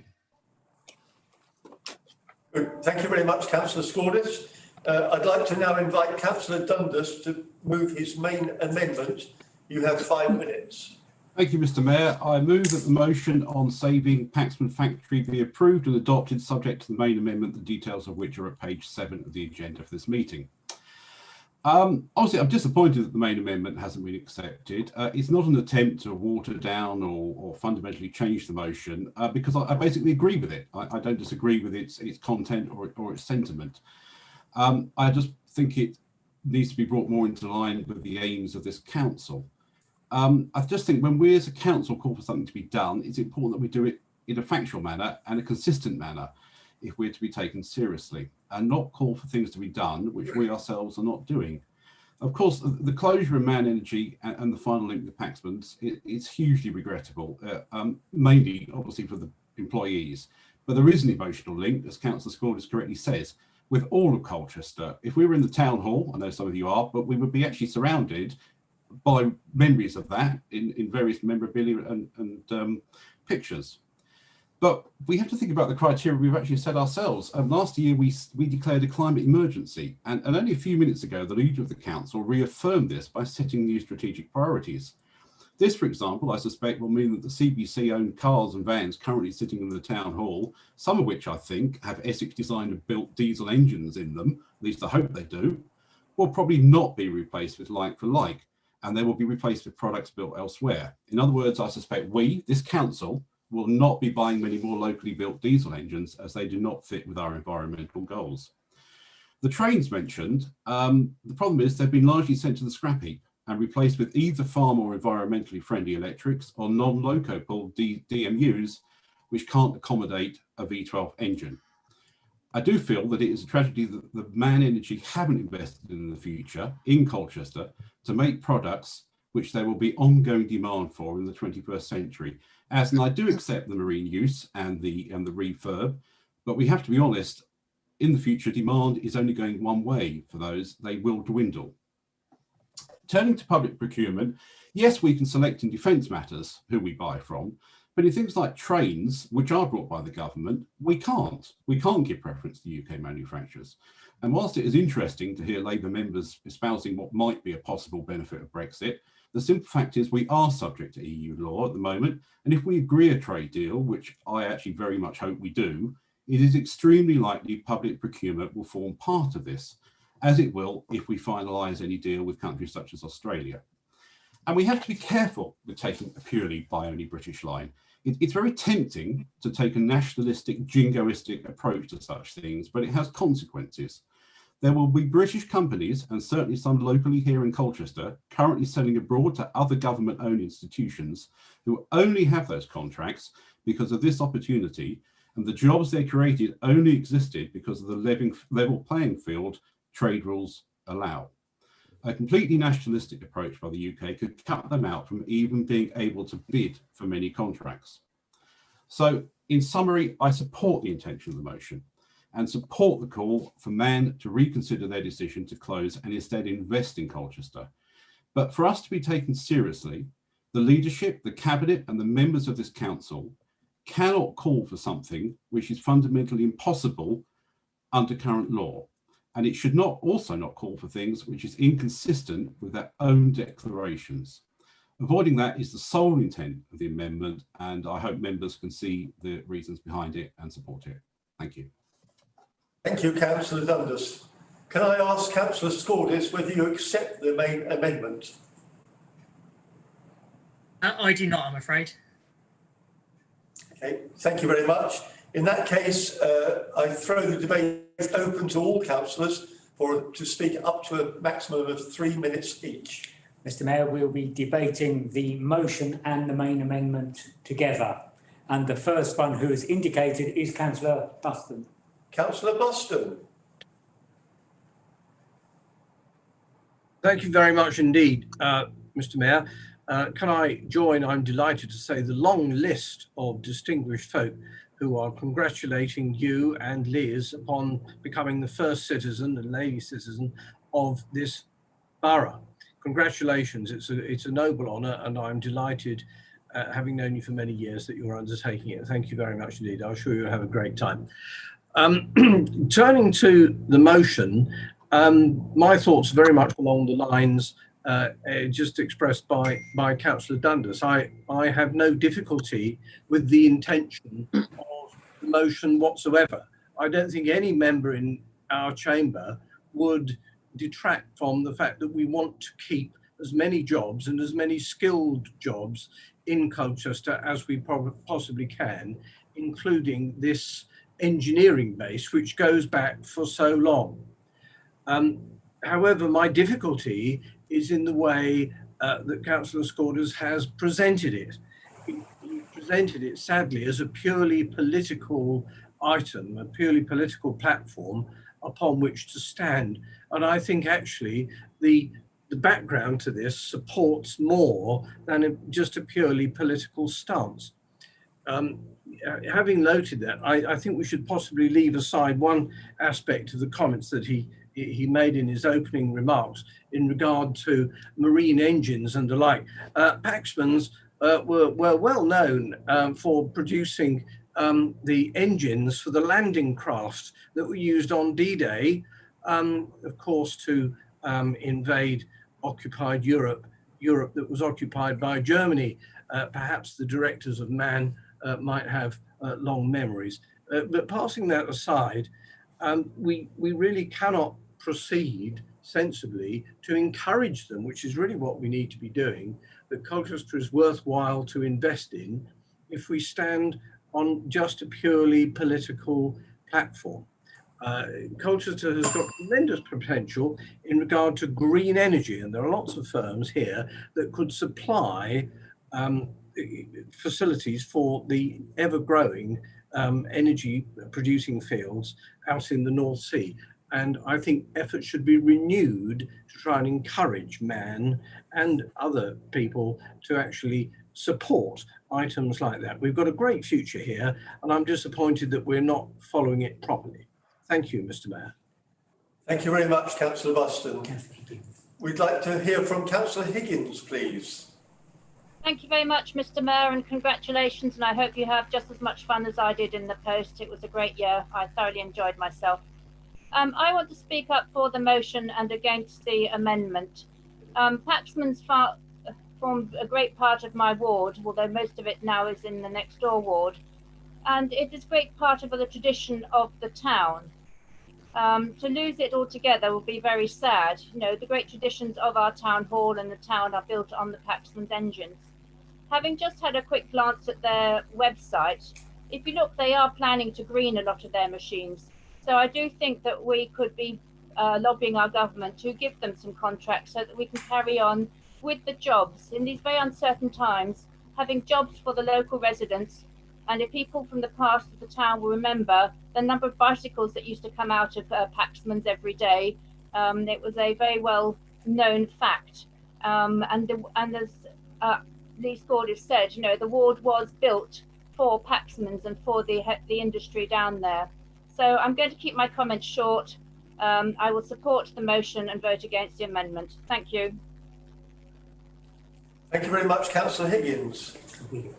Could we have Councillor Willits next, please? 3 minutes. Mr. Mayor, congratulations on your elevation, and I'm sure you will agree that this particular motion smacks of the infamous remarks of King Edward VIII when he said something must be done. And like King Edward VIII, Councillor Scordis has no idea what should actually be done. And if no sensible idea comes to mind, write a letter to your MP, always a good standby. I think what Councillor Scordis should have done is get on his bike or his skateboard and go up to Stockport to argue the case for Colchester with Man Energy. But much easier just to propose a motion to the council, I suppose. What Councillor Scordis should perhaps have proposed in his motion is that Colchester Borough Council produces the proper economic strategy to once again promote manufacturing and the creation of wealth in Colchester, not the dirty diesels as we've been discussing, but clean, green products. An essential part of such an economic strategy would of course be to analyse why Colchester is no longer an attractive place to many sectors of the wealth creating economy. Firstly, creation of wealth requires many things that people want or ideas that people can exploit. Manufacturing goods or creating intellectual property requires premises, property, enhanced skills and support. But most of Colchester's industrial land has been sold off for housing or as brownfield sites. The council's mantra for the last decade has been houses good, jobs and infrastructure bad. So Colchester has slowly become a net wealth consumer. We produce glossy reports showing dubious statistics of how gross value add occurs in our economy. But we all know, even if we do not admit it, I'm sure Man Energy know that the bars, nightclubs, retail, sports venues, and even financial services are all part of the wealth consumption, not the wealth creation sector. Let me not give an unbalanced picture, Mr. Mayor. Paxman's may have gone, but there are many small companies that are manufacturing and exploiting intellectual property in Colchester. And I say jolly good luck to them, but they are in the minority of the borough's economic activity. Disastrously, the promotion of the retail sector, sports venues, hospitality, nighttime economy, etc., have become central importance to the council. In contrast, the retention and creation of engineering, manufacturing is an absurdly low priority in this council's reckoning. So while Edward VIII and Councillor Scordis are clueless, The amendment from Councillor Dundas explains why companies like Man Energy are not investing in Colchester. In fact, this motion Councillor highlights... Willetts, I believe you've had 3 minutes. I'm sorry about that. But we can move Okay, on to the next speaker. Councillor Barber. Councillor Barber, perhaps you could carry on. Thank you, Mr. Mayor. I will actually just declare an interest here because my family is on my interests on the website. My family actually own a manufacturing business, so I should probably just caveat that as small manufacturing businesses have been raised. I want firstly just express my sorrow to hear of a number of jobs being lost in the borough that will have repercussions far more than just direct employees. That's obviously very sad news, and it must be viewed, this discussion, within that context.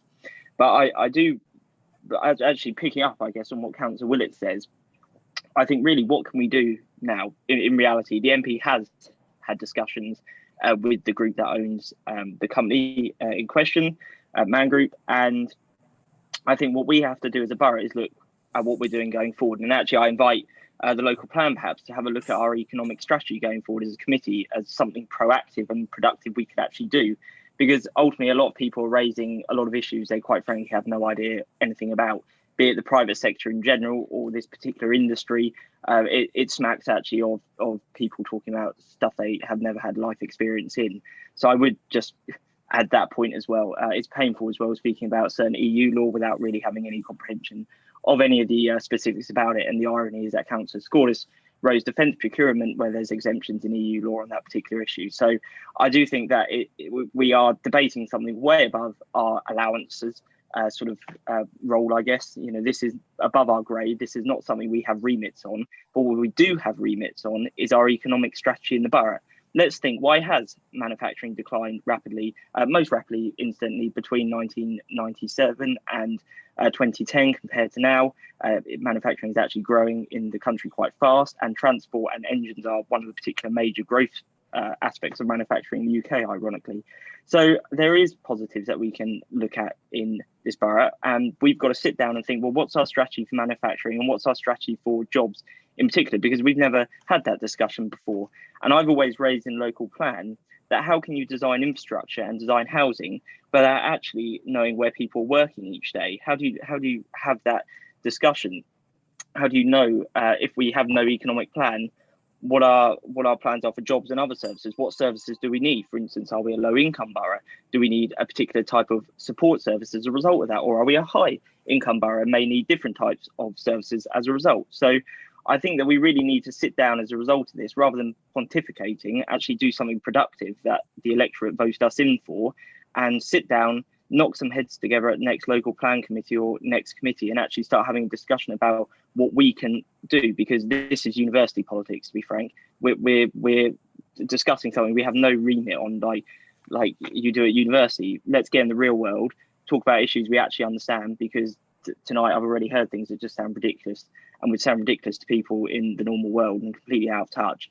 So let's sit down and think, well, what can we do, rather than pontificating? And I would really like us as a council to do something productive, rather than just discussing, pat ourselves on the back, and then have a nice nightcap before we go to bed this evening. So I'll end there. Thank you, Mr. Mayor. Thank you very much, Councillor Barber. I'd like Councillor Corey to have his 3 minutes, please. Thank you, Mayor. I'll try and be short and sweet. I definitely agree with the principle of this motion, and I would like Man Energy Solutions to reconsider moving away from Colchester. We are talking about people's jobs, and we're talking about people's livelihoods. So it is really important for Colchester that we do discuss this. And I would much prefer, like the last motion, that we were more measured and less political about it. These are people's lives, and we are faced with greater difficulties as a result of COVID. And I do worry as a result of Brexit coming forward too. I very much respect some of the comments that have been measured on both sides. I respect the point about environmentalism that Councillor Dundas was putting forward in his amendment.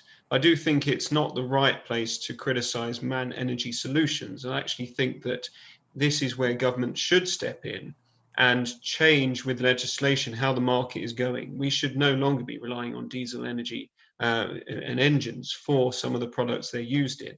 And actually, I was pleased to see the Transport Minister Grant Shapps was on the hydrogen-powered train that was recently powering along a train line, that we can use that technology now. That's where we should be investing. So I'd love to see hydrogen engines produced at Man Energy Solutions in Colchester. That's what I would like to see. And I do respect the comments made by Councillor Barber in the last speaking point, because we have talked with other neighbours for a North Essex economic strategy, because actually it usually is beyond just a borough. And I do respect that actually we can look at that strategy. We can start looking at what can we do locally. But again, as he says, we're not all experts. We need to get in experts. We need to develop that. And at the moment, we're being distracted, one, by the key issue of COVID and saving people's lives. We've also got local government reorganisation on our doorstep. We've got the planning reforms, and we've got Brexit. So there's a lot to deal with. But with Brexit and COVID recovery, we need to make sure Colchester is there ready for economic development going forward, and bringing in external investment, as we have done as a borough very, very well in many other sectors. But we all know manufacturing is a difficult sector for the whole country, and it's being more consolidated into key parts across the country. We want to hang on to the jobs as best as we can. So I support the motion. I'm saddened by it getting too political. I just want to get it sorted and see what we can do further with the MP. I know that Councillor Julie Young and Councillor David King have met with representatives of Man Energy Solutions, and I thank them for doing that. They've done that as council representatives. What more can we do with the MP's support? I would like to see what we can do, and I do support the idea of working further on our economic growth strategy. Thank you. Thank you, Councillor Corey. Councillor Chillingworth next. Thank you. Thank you, Mr. Mayor. And please add me to the list of those who are congratulating you and Liz. I know you're going to do an excellent job. Yes, I'm pleased that Councillor Scordis has brought this to the attention of the council, but I regret he's made it into a political issue. And therefore, I support the wise words of Councillor Dundas and his amendment. We tend to forget that Colchester has punched well above its weight over the years as a town with a history of manufacturing and innovation, whether it was for weaving and textiles, clockmaking, boat building and printing, fans and lathes, and of course, its internationally famous heavy diesel engines made by Paxman's. We're able to do this because of our entrepreneurs and our skilled and adaptable workforce. As the amended motion points out, the time for diesel engines is passing. However, we are entering an exciting new era as we replace fossil fuels with clean, renewable energy. This is the age of electricity. There are now huge opportunities to replace obsolete industry with green technology, whether this is in the design, manufacture, and maintenance of equipment for the renewable energy industry based on the East Coast, the production of motors, batteries, and hydrogen fuel cells for the transport industry, or the design and manufacture of robotic machine tools. The need is there, and Colchester can and must play its part in meeting this need. With the university producing technology graduates and our existing skilled workforce, Colchester is well placed to take advantage of these opportunities. I quote from the terms of reference for the new Environment and Sustainability Panel: to encourage new energy generation and carbon footprint reduction in both the public and private sectors across the borough. In line with this, I hope the council and our MPs can help facilitate a new and greener business to take on the Paxman site that will provide jobs and prosperity for the town into the future. I support the amended motion. Thank you. Thank you, Councillor Chillingworth. I'd like to invite Councillor King to speak for 3 minutes, please. Thank you, Mr. Mayor. You'll have to put up with yet another well done, and congratulations and good luck for the year ahead, for the time ahead. I'd just like to thank Councillor Scordis for enabling this discussion by bringing this motion forward, and to the speakers who followed him including Councillors Dundas, the leader, and most recently Peter Chillingworth. If you put it together, then we can see what we agree upon, rather than perhaps what a listener might hear, which is what we disagree upon.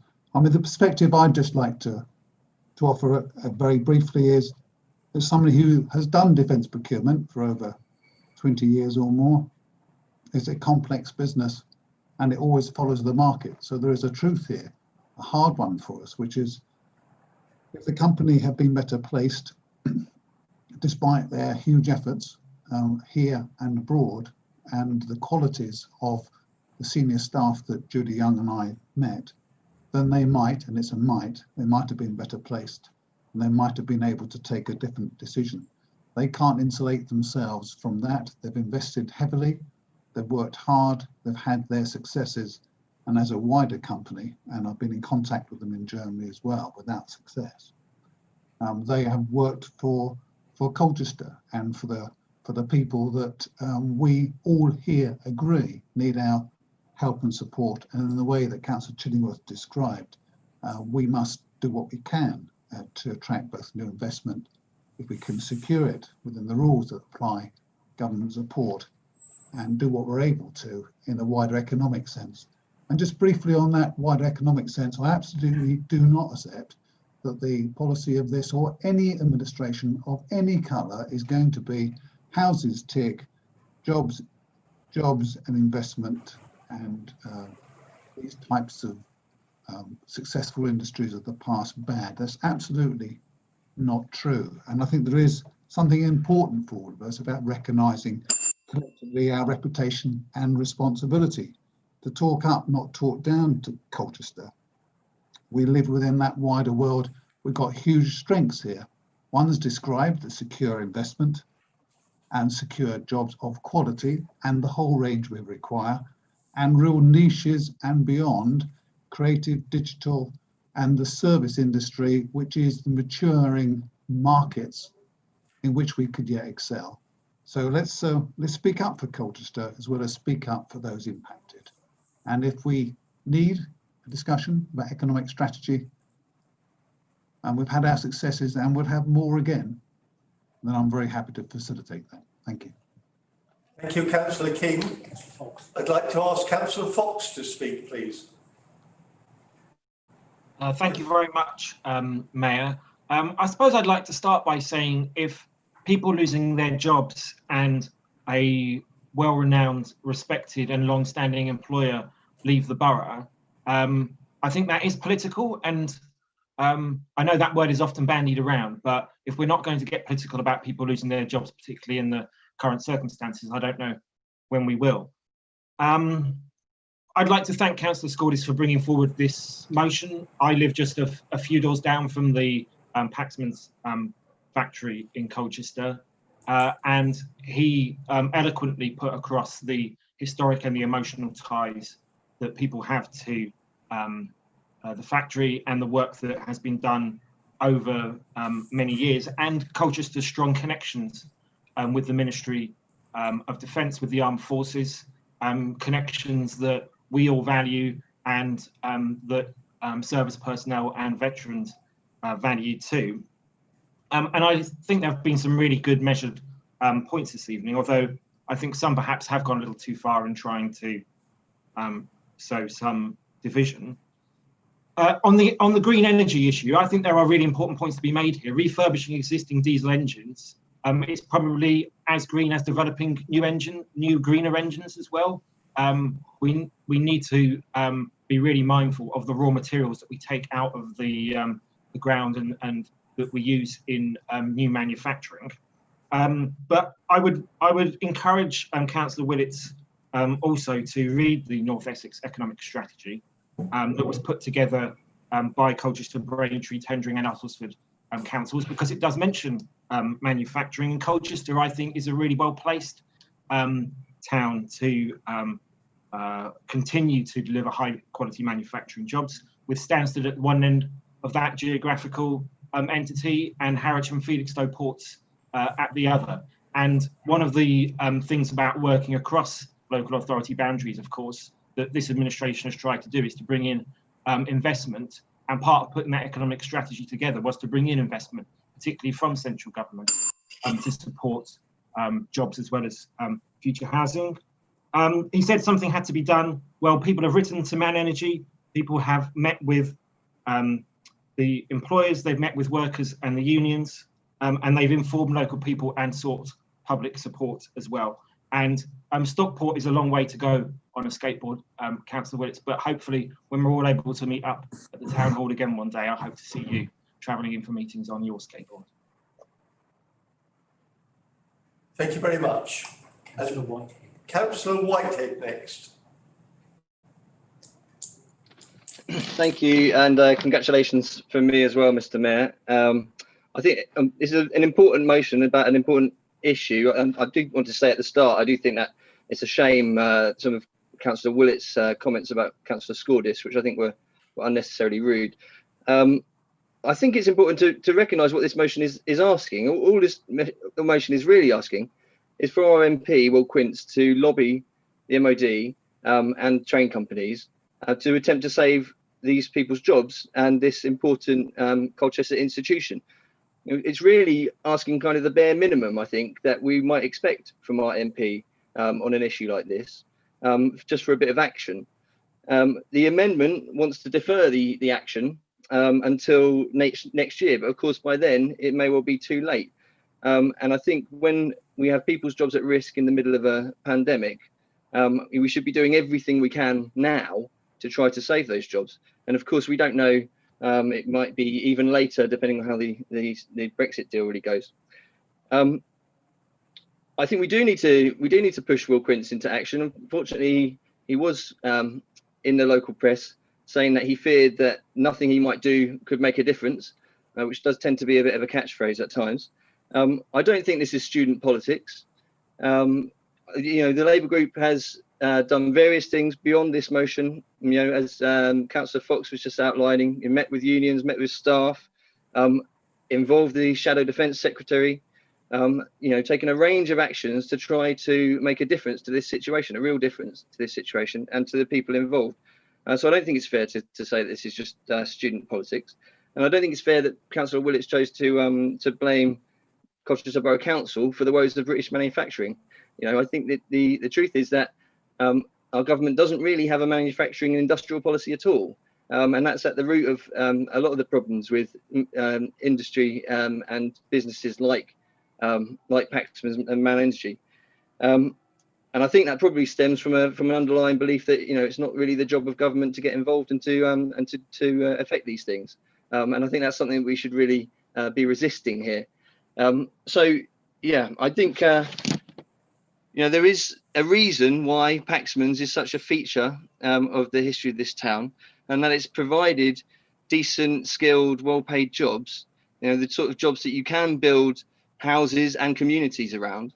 And I think that's something that we should work as hard as we can to save, especially in a difficult time like this. So I don't think it's too much to ask, or it shouldn't be too much to ask, for our MP to simply lobby the Ministry of Defence and train companies in order to save those jobs. And I think those are exactly the kinds of jobs that we should want to keep in Colchester. Thank you. Thank you, Councillor Whitehead. We've now got Councillor Bourne. Councillor Bourne, thank you. Thank you, Mr. Mayor, and my very congratulations to you today. I'm blown away by Councillor Whitehead's speech. I thought it was absolutely excellent. Thank you, Councillor Whitehead. Councillor Scordis's motion is a very simple motion that some people have made very complex tonight.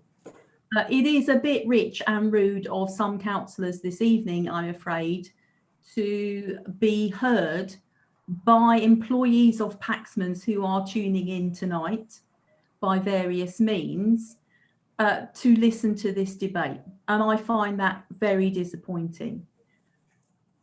We cannot blame Paxman's staff for the manufacturing of diesel engines. They have modified some of their work over time, but any manufacturing company in Colchester or any perceived non-green, non-sustainable company in Colchester listening to this may be thinking, or outside of Colchester may tonight be thinking, maybe Colchester's not the place for me to relocate my business to.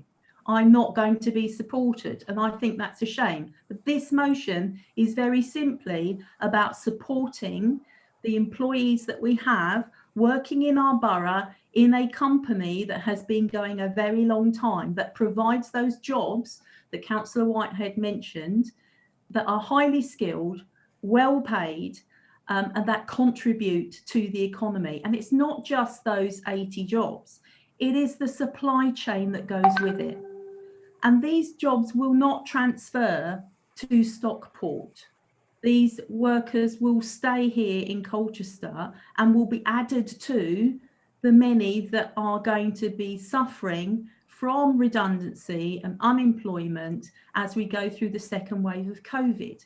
So if we don't feel that we can support those people, I think that is a very poor deal for them from their council, indeed. We may want to look at conducting an audit for all those businesses that maybe don't fit in with the climate emergency. But now is not the time to be doing that. We need to be supporting skilled jobs in Colchester. Otherwise, we're not going to have many skilled jobs left. Now, I'm part of a family that had great involvement in Colchester's industrial heritage. My father worked for many, many years for Colchester Lathes, most of his working life. There are many people in Colchester who have a background in engineering and manufacturing in Colchester. And we don't want to snub them. And we don't want to snub the jobs that may be coming along. And what has the Labour group been doing? We supported the staff, employees and the unions. We've worked with Unite the Union on the, helping them with their local knowledge. We started a petition to raise awareness. We haven't just written to the MP. That's one of the last things we've done. We've asked the Shadow Secretary of State for Defence to write to the Defence Secretary about the local situation, and we've received an answer. And we've seen a letter to Paxman staff from management thanking them for their work. And Councillor Bourne, I'm sorry, but your 3 minutes is up. Oh my goodness. Thank you, Mr. Mayor. Please support. But we were listening, and we'll move on to Councillor Jackie McLean. Jackie McLean. Thank you, Mayor, and many congratulations on your elevation. And I'm sure you and Liz will have a great year. I will be supporting the amendment. I'm really glad to see something like this comes to the full council, because it is very, very important for local business. It is such a shame it's come now. This has been happening for the last 10 years. They've been working to move. They've been moving all the plant. They're moving all the yard around. You know, I've seen it because they're local business. We have dealings with them. Maybe I should declare an interest, but it's always too late. We should have been ahead of the game with Colchester Lathes, Man Diesel, Paxman's, whatever. We should have been supporting them for jobs. We should have tried to get the work to come to Colchester. We've built on the area around about Man Diesel. You cannot move the machines in and out very easily. If you look at the size of the premises now, they've built houses all around them. They've been penned in. So we've made it very difficult as a council. But, you know, I support jobs 100% and I wish we could keep them. But they have been in Stockport now for 6 years or more. They've been dealing out of there. So, you know, I'd love to keep local jobs, because we are losing all our manufacturing locally and it's going to be costing this borough very dearly. But, you know, I hate to see it, but I will be supporting the amendment. Thank you. Thank you, Councillor McLean. Councillor Harris. Well, Councillor Harris next.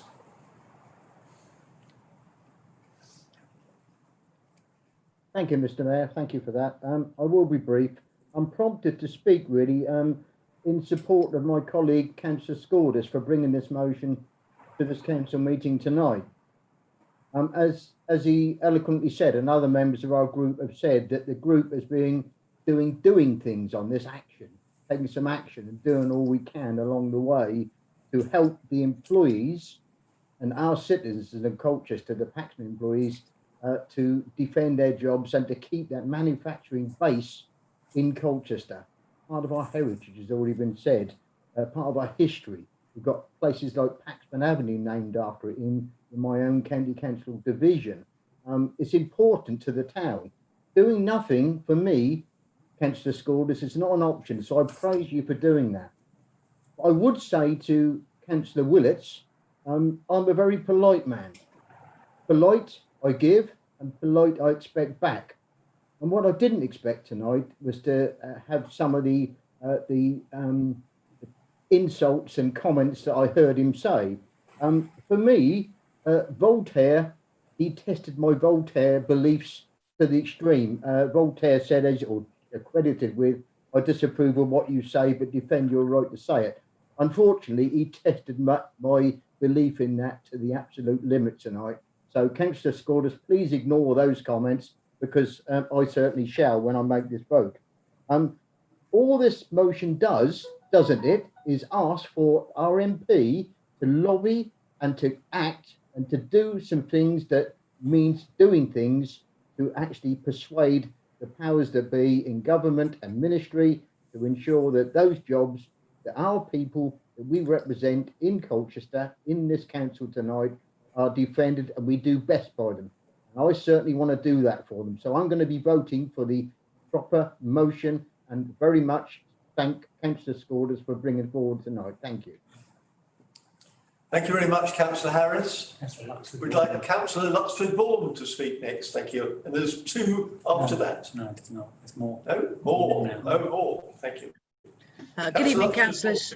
Obviously, you know, I share the view that this is extremely sad news, and I'm delighted to hear of all the great work that councillors have taken their time to do before this debate. You know, it looks like you've looked at every single avenue in order to try and save these jobs, and that's sterling work. However, you know, given what the statement from Councillor, our MP has said, that he's done all he can and there's nothing further he can do, I do question what this motion achieves and how in what way it actually serves the public to have the debate at all, to be honest. You know, I slightly resent the fact that everybody is politicising it. I'm not the type of politician that likes to go and point at a pothole and get my photograph taken, and I think that's what we're all doing tonight, and I don't think that is respectful to those people that are losing their jobs. I don't think it's helpful. The emotional blackmail will work, though. I'll vote for the motion simply because I'm sure it'd be used against me if I don't, which I think is sad as well. But I just do think that we could all be spending our time doing something more constructive than discussing this. Thank you very much, Councillor Vaughan. Councillors, we've got 10 minutes left, and we've got 4 speakers, which I propose to take. That will be 12 minutes, and then we've run out of debating time. We'll be putting it to the vote after these next 4. So the next speaker is Councillor Bentley. Councillor Bentley, 3 minutes. Mr. Mayor, I shall try and be less if I can. I may add, I mean, the long list of those flinging themselves at your feet in undying aberration and loyalty, becoming mayor. You have our full support. Colleagues, any job loss, of course, is a tragedy, wherever that may come from, and we must do all we can to help people who lose their jobs, and we can do that through reskilling and retraining and help in other areas to find those jobs. We have been here before, haven't we? Colchester, Lathe, Royal London, to name but 2. And it's how we practically respond to this when it happens. And of course, it's appropriate to ask an MP to intervene and see what that MP can do, but we must do more. And we must take some responsibility for this as well. And that has to be through our economic policy in the future. Now, I, along with Councillor Young and Councillor King, and my colleague, Councillor Tony Ball from the County Council, met with the company. I got the real sense that this was a done deal, and it was a decision made not on the shores of the UK. They also pressed them very hard about future green energy jobs, because I feel very passionate like that, as many others as well. And I didn't really get a sense that there was a plan for that. I might be wrong, but I didn't really get a sense in that at all. So this is about the people that will remain here once this company decides to go. And I think there is a real opportunity through green energy. Colchester can be a beacon of new manufacturing, a new revolution, not some industrial, but a green revolution in this. You know the work we are doing elsewhere to ensure people use their cars less. That won't happen overnight. It'll take some time, but we will get there to do that. And here's another opportunity to show that we are open for business to the world, that we, when it comes to green energy jobs, want people to come and settle here. Let us focus our attention on that now. I don't think we can do much about this. As much as we mourn those jobs, we need to help those people now as much as we can, and the next generation and the next generation. Let us sign be writ large, saying when it comes to green energy jobs and the new revolution in manufacturing, Colchester, as it did in the 1800s, 1900s, and now the 21st century, will lead the way. This is about leadership. It's time for us to step up. Thank you, Councillor Bentley. Councillor Arnold. I'd like Councillor Arnold to speak next. Thank you. Councillor Arnold. Right, the screen was a bit slow to respond. Yes, Mr. Mayor. It gives me enormous pleasure to refer to you as that, Robert. I'm absolutely delighted you came back as a member of council. I've no doubt that you and Liz will do the job fabulously, and I look forward to supporting you. And I say that having acted as your deputy when you were leader of the council. I'm puzzled by this motion. When I was mayor, I recall a very pleasant day out sometime in probably 2012, or it might have been early 2013, when I was invited to the site of Paxman's, and even then I was told that the work that was going on there was not manufacturing, it was refurbishing, and I was shown engines that had gone out from this country, during half of the 20th century, I suppose, and they were coming back again to be refurbished before going out again, but it wasn't manufacturing. And yet the motion as it stands refers to manufacturing, which I find, I mean, it might be my memory is at fault, but it doesn't usually play tricks like that. So my memory also tells me that it's not that long since this council unanimously and enthusiastically agreed to do everything that it could to address the climate change on an emergency basis. We were going to have to make radical changes. And yet, as I read the original of this motion, it's actually calling for more diesel engines to be manufactured. I can't accept the motion as it stands because I don't think it reflects the reality of what goes on in that site in 2020. That said, I do think we have to support the jobs, and I speak as the son of an engineering draftsman who worked not only for Woods in his time, but also for Brackett, who became Hawker Siddeley Brackett, and before they finally moved away from Colchester. So I do know, I have that sort of in my background. We need to preserve that site as an employment site. That we can do. I'm absolutely clear that we need to promote jobs in Colchester, which are the 21st century jobs, which will support the policy of this council as far as climate change is concerned. And the amendment, which I had no part in putting together because I wasn't able to attend the group meetings concerned, the amendment seems to me to address that. So the amendment will have my support, but if the amendment fails, I'm afraid the motion won't. There comes a time when we have to move on. We have to protect the jobs. That is very important. We have to try to promote economic prosperity in Colchester, but we can't do it by clinging to technology that most people now recognise is outdated. That's it, Mr. Mayor. Thank you very much, Councillor Arnold. Councillor Julie Young. Councillor Julie Young, please. Yeah, thank you, Mr. Mayor. I wasn't intending to speak in this debate, but I've been a councillor now since 1998, and like Christopher Arnold, when I was Mayor of Colchester, I took myself off to visit Man Energy Solutions. And I can't sit by and not actually speak up for those workers, because the men I met, and it was men actually working there, were such highly skilled individuals that they worked way over their retirement age because it is such a specialist field that they're employed in. And those men stay there to pass on their skills to younger workers who come through the system. And we should all be standing up for those workers. We really should, Mr. Mayor. I think it's been an attempt to divert members' attention on the green issue. And I don't think they lost these contracts because the engines that are now being commissioned by the MOD are super green energy engines in Germany. That's not what's happened at all.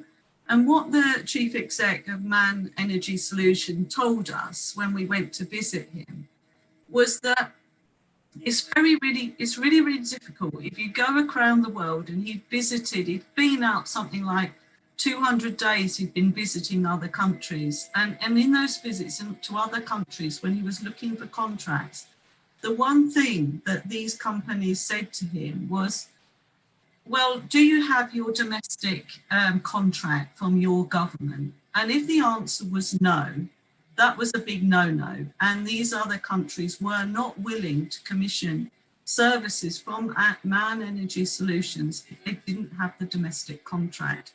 And that was the big thing that they said to us on that day. I thank Councillor Bentley for joining me on that visit, and Councillor Ball. And we offered to support the company going forward to see what we could do. But I think, Mr. Mayor, if you can't stand up for these jobs here and now today, I think that's a terrible shame. We see across the country when companies close, I could think of all the car companies in the northeast that have closed down. And on those occasions, people stand up for those jobs, and Colchester Council needs to stand up for those individuals. So I shall be supporting the original motion. I think the amendment is just a red herring, Mr. Mayor. Thank you very much, Councillor Young. Councillor Gocher, you're the last speaker before the proposers sum up. Thank you, Mr. Mayor. I wasn't going to speaking this, but I've been prompted to do so by some of the comments I've been sat listening to. I'm sat in a Paxman's house at the moment. I live in Morant Road in the Paxman's End. The factory in question is literally just over there. I will be supporting the amended motion. And the reason for that is, I mean, absolutely, I think we need to promote British manufacturing and we need to create jobs.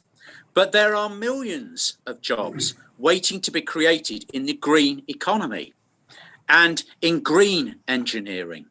The future is not diesel engines. What the government needs to be doing is helping companies like this to switch to greener forms of manufacturing. And absolutely, we should be encouraging the government to do that. I mean, I favour a much more planned economy than what we've got at the moment. I'm not a free trader and all the rest of it.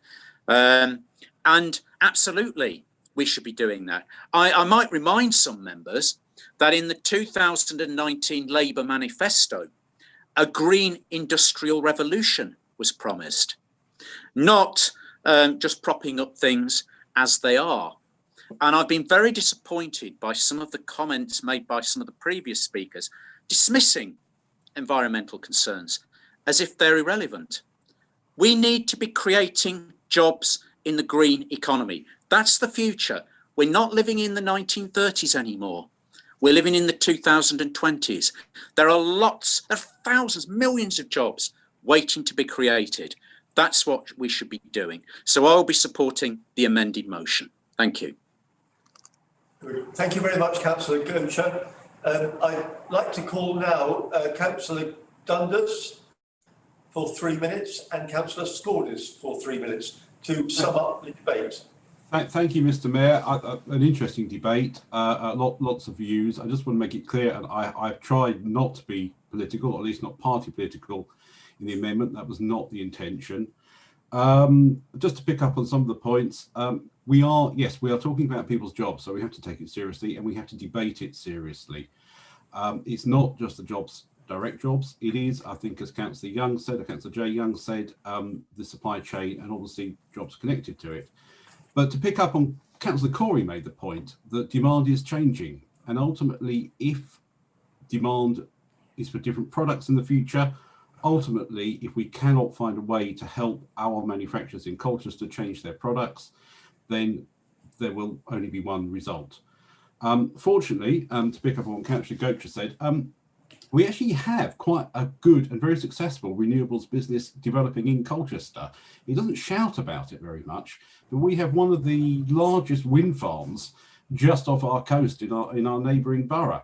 And there are lots of firms in Colchester doing very well out of that, employing a lot of people. And that's actually something we don't celebrate enough. On the actual wording, I will support the original motion because I haven't got an issue with it. I just think it needs improving, but I'll support it. Yes, I take the point about the MOD, but really putting the trains in there, we've got to be realistic here. The trains used with these engines, as far as I'm aware, haven't been built since the late 1970s, possibly the early 1980s. They were the Intercity 125s. They were last used on the West Coast Main Line. Sorry, not the West Coast, the West Main Line down to Bristol and Swansea. They've been replaced by electrics. It's been electrified. You know, unfortunately, that is just progress. And nobody is blaming the workers. Nobody has said that. I think, it has said that in any way. And I would be very critical of anybody who did. It is sad. All I would say in summing up is that when we say something as a council, when we ask somebody to do something, whether it's an MP or whether it's a company, the more accurate and factual our request is, the more seriously it will be taken, simply because it will look like, as a council, we know what we're talking about. Thank you. Thank you, Councillor Dundas. Oh, Dundas, in fact. Councillor Scorders next, to sum up. Thank you. Well, I didn't expect that many speakers, but it's great that it aroused some debate. A lot of people talked about green energy due to Councillor Dundas's amendment, and I do agree that that is something we need to look at. But as Councillor Bourne kind of pretty much summed up for me, people have overcomplicated this motion. It was a very simple motion that was to support local jobs, local workers, and a fantastic local business. And we have to live in the real world at the moment. Green energy should definitely be the future and it should be looked into. But at the moment, the first priority is to keep this company in Colchester and keep these jobs viable. Saying that we should immediately go green, it's just not going to happen. We're about to head into an economic recession, if we're being honest. So it has become overcomplicated. We did talk about putting green energy in there, but we decided as a group not to overcomplicate. Apparently we should have, because it sparked the debate tonight. So that certainly isn't being disregarded in this. And I think Councillor Whitehead also summed up quite well, where he said the minimum we should ask is for our MP to lobby on behalf of the town. And that is the aim of this motion, and it seems to be the aim of the amendment as well, as it's the last paragraph in there. It's disappointing that some of the comments have been made about it being political. That wasn't really my intention, but as Councillor Fox has said, this is about jobs and it could be viewed political. And to be honest, if you don't like being political, why are you in local politics? Genuine question. You know how the game is played. But this is generally about my local community that I represent, with Councillor Fox and Lily and Whitehead on the other side, where we are generally concerned about local jobs. This is the aim of this motion, is to ask the simplest thing from our MP and show a bit of solidarity with the workers who unfortunately may face losing their jobs. I'll sum it up there and hope that people do change their mind and support the original motion in its simple form. Thank you very much, Councillor Scorders. Right, councillors, we're now going to vote on the main amendment, after which I propose we have a 10-minute break. I'm sorry we couldn't have it earlier, but it's important not to interrupt the debate. Sorry. Sorry. Just the motion as well before we have a break. Yes. Oh, okay. Yes. Yeah. Right, so can we ask Mr. Weavers to do the vote, please, on the amended motion? Yeah, thank you, Mr. Mayor. Just to be clear, we are voting on the main amendment proposed by Councillor Dundas. Councillor Arnold. For the amendment. For. Councillor Barber. For. 4. Councillor Barlow. Abstain. Abstain. Councillor Barton. Abstain. Abstain. Councillor Bentley. 4. 4. Councillor Bourne. Against. Against. Councillor Buston. For the amendment. 4. Councillor Chapman. 4. 4. Councillor Chillingworth. 4. 4. Councillor Chua. Against. Against. Councillor Coleman. Abstain. Abstain. Councillor Cope. Councillor Corey. Against. Against. Councillor Crowe. Absolutely for. 4. Councillor Dundas. 4. 4. Councillor Elliott. 4. 4. Councillor Ellis. 4. 4. Councillor Fox. Against. Against. Councillor Gocher. 4. 4. Councillor Goss. Against. Against. Councillor Harris. Against. Against. Councillor Hayter. 4. 4. Councillor Hazel. 4. 4. Councillor Higgins. Against. Against. Councillor Hogg.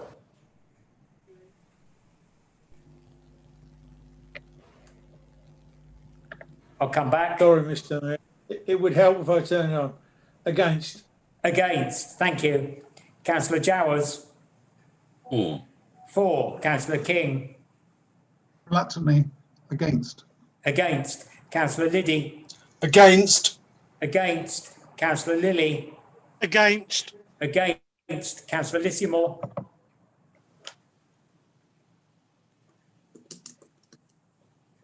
Councillor Loveland. 4. 4. Councillor Luxford Vaughan. 4. 4. Councillor Fiona McLean. 4. 4. Councillor Jackie McLean. 4. 4. Councillor McCarthy. Abstain. Abstain. Councillor Moore. 4. 4. Councillor Beverley Oxford. 4. 4. Councillor Gerard Oxford. 4. 4. Councillor Philip Oxford. 4. 4. Councillor Pearson. Against. Against. Councillor Scordis. Against. Against. Councillor Scott Butell. Abstain. Abstain. Councillor Warnes.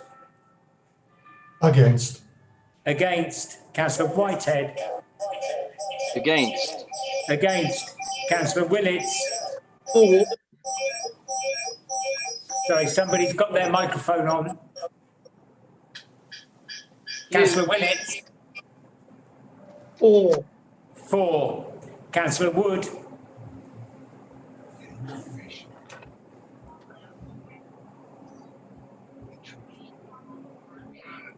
Councillor Julie Young. 4. 4. No, sorry, against. Against, okay. Against. The Deputy Mayor. Not voting. Not voting. The Mayor.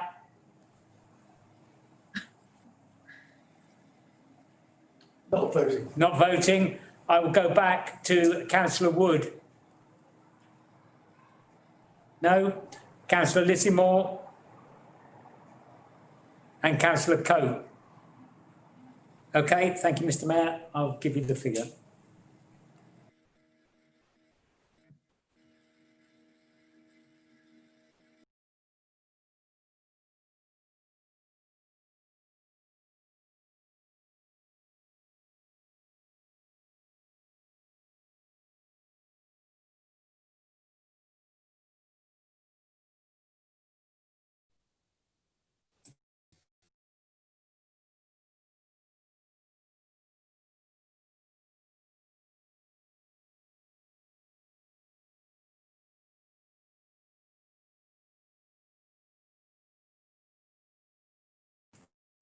Mr. Mayor, the result of the vote is 23 in favour, 16 against.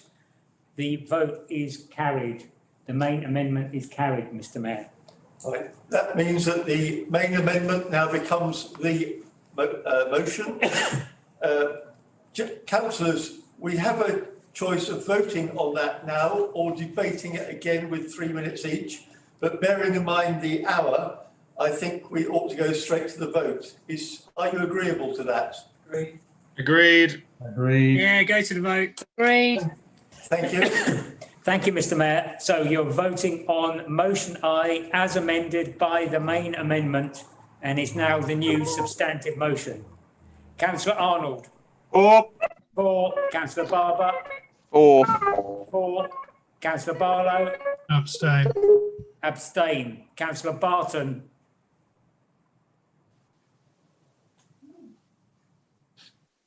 Sorry, abstain. Abstain. Thank you. Councillor Bentley. For. For. Councillor Bourne. For. For. Councillor Buston. For. For. Councillor Chapman. For. For. Councillor Chillingworth. For. For. Councillor Chua. For. For. Councillor Coleman. For. For. Councillor Cope. Councillor Corey. For. For. Councillor Crowe. For. For. Councillor Dundas. For. For. Councillor Elliott. For. For. Councillor Ellis. For. For. Councillor Fox. For. For. Councillor Gocher. For. For. Councillor Goss. For. For. Councillor Harris. For. For. Councillor Hayter. For. For. Councillor Hazel. For. For. Councillor Higgins. For.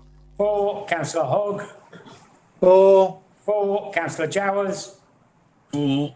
For. Councillor King. For. For. Councillor Liddy.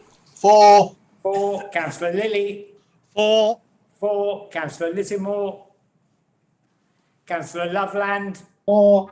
For. Councillor Luxford Vaughan. For. For. Councillor Fiona McLean. For. For. Councillor Jackie McLean. For. For. Councillor McCarthy. For. For. Councillor Moore. For. For. Councillor Beverley Oxford. For. For. Councillor Gerard Oxford.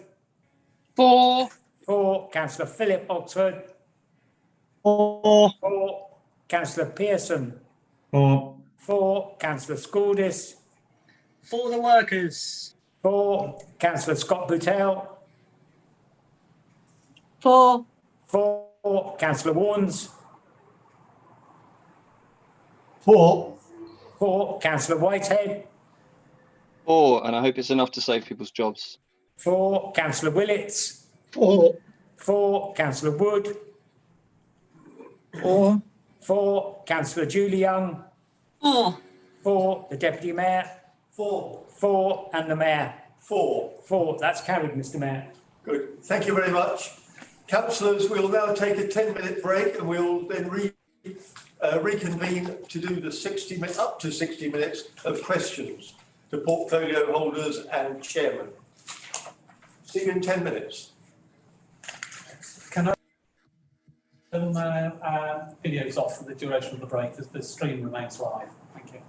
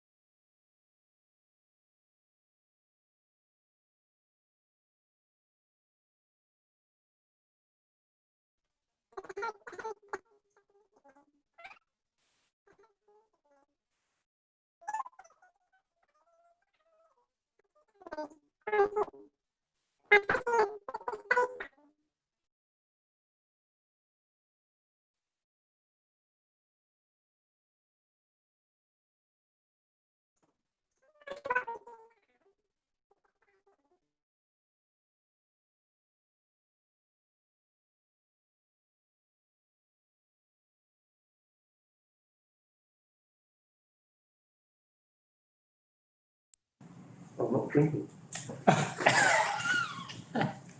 We're back on.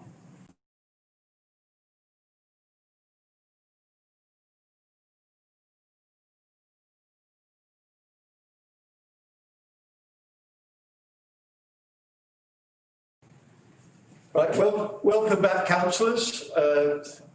We've only got item 13 left, which is questions to cabinet members and chairman, up to 60 minutes in total. But if you could be brief, bearing in mind the hour, that would be helpful.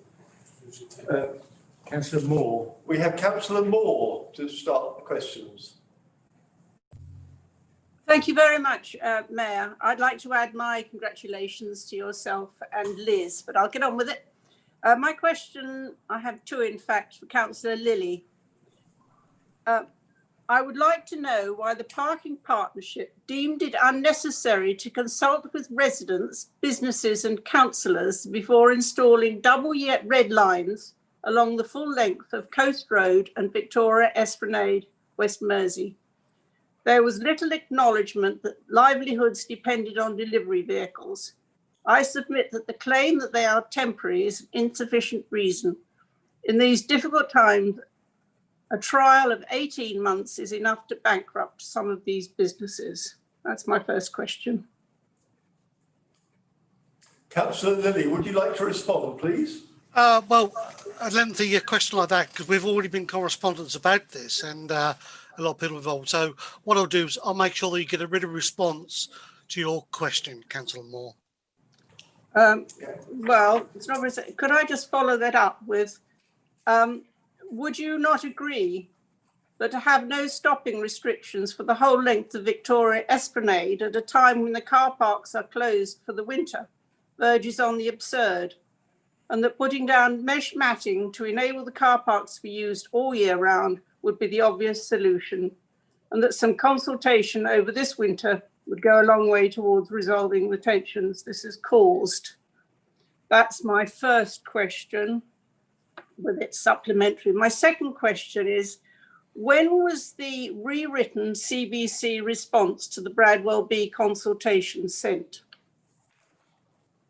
Councillor Lilly?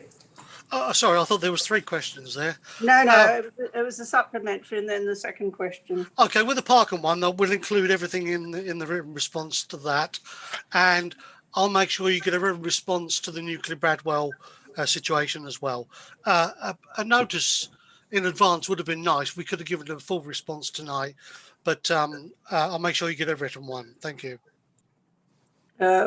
Why it was promised that it would be shared, this response. Why did that not happen?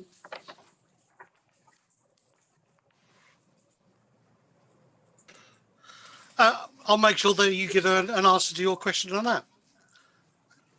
Councillor Lilly, as Mayor, this was raised at full council and it was quite an emotive subject, and it went back to scrutiny to be rewritten by yourself, and that was months ago now. It really is quite urgent, and I think all councillors would like to see the response to, please.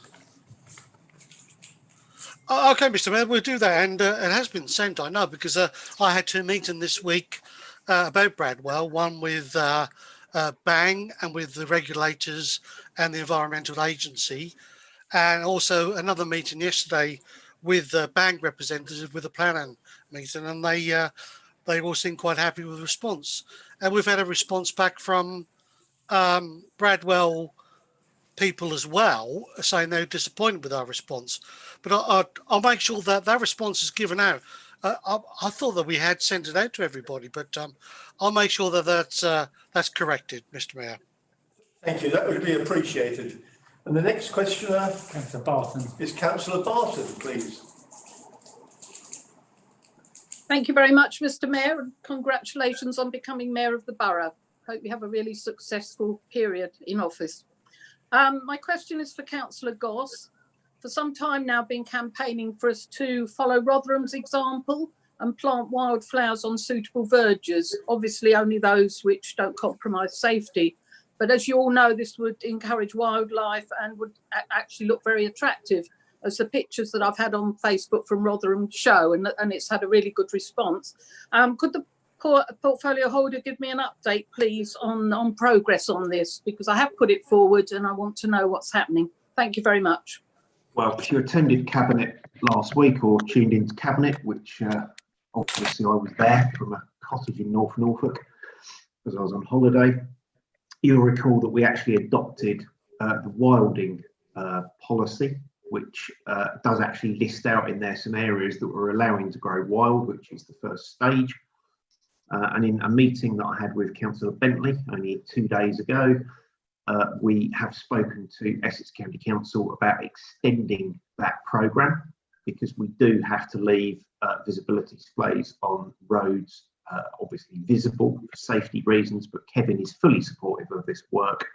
And we have also spoken to County about actually sowing seeds as well as just allowing things to grow wild. So there's two separate things there. Let's not conflate them. There's allowing areas to grow wild. And then secondly, there is the sowing of the actual seeds, which is the part that you're talking about. So we are working with County on the latter, but the former is already happening and is in that policy, which is all about glyphosate, and it's in the back of that policy. If you look at it, it was in the Cabinet meeting and actually adopted last week.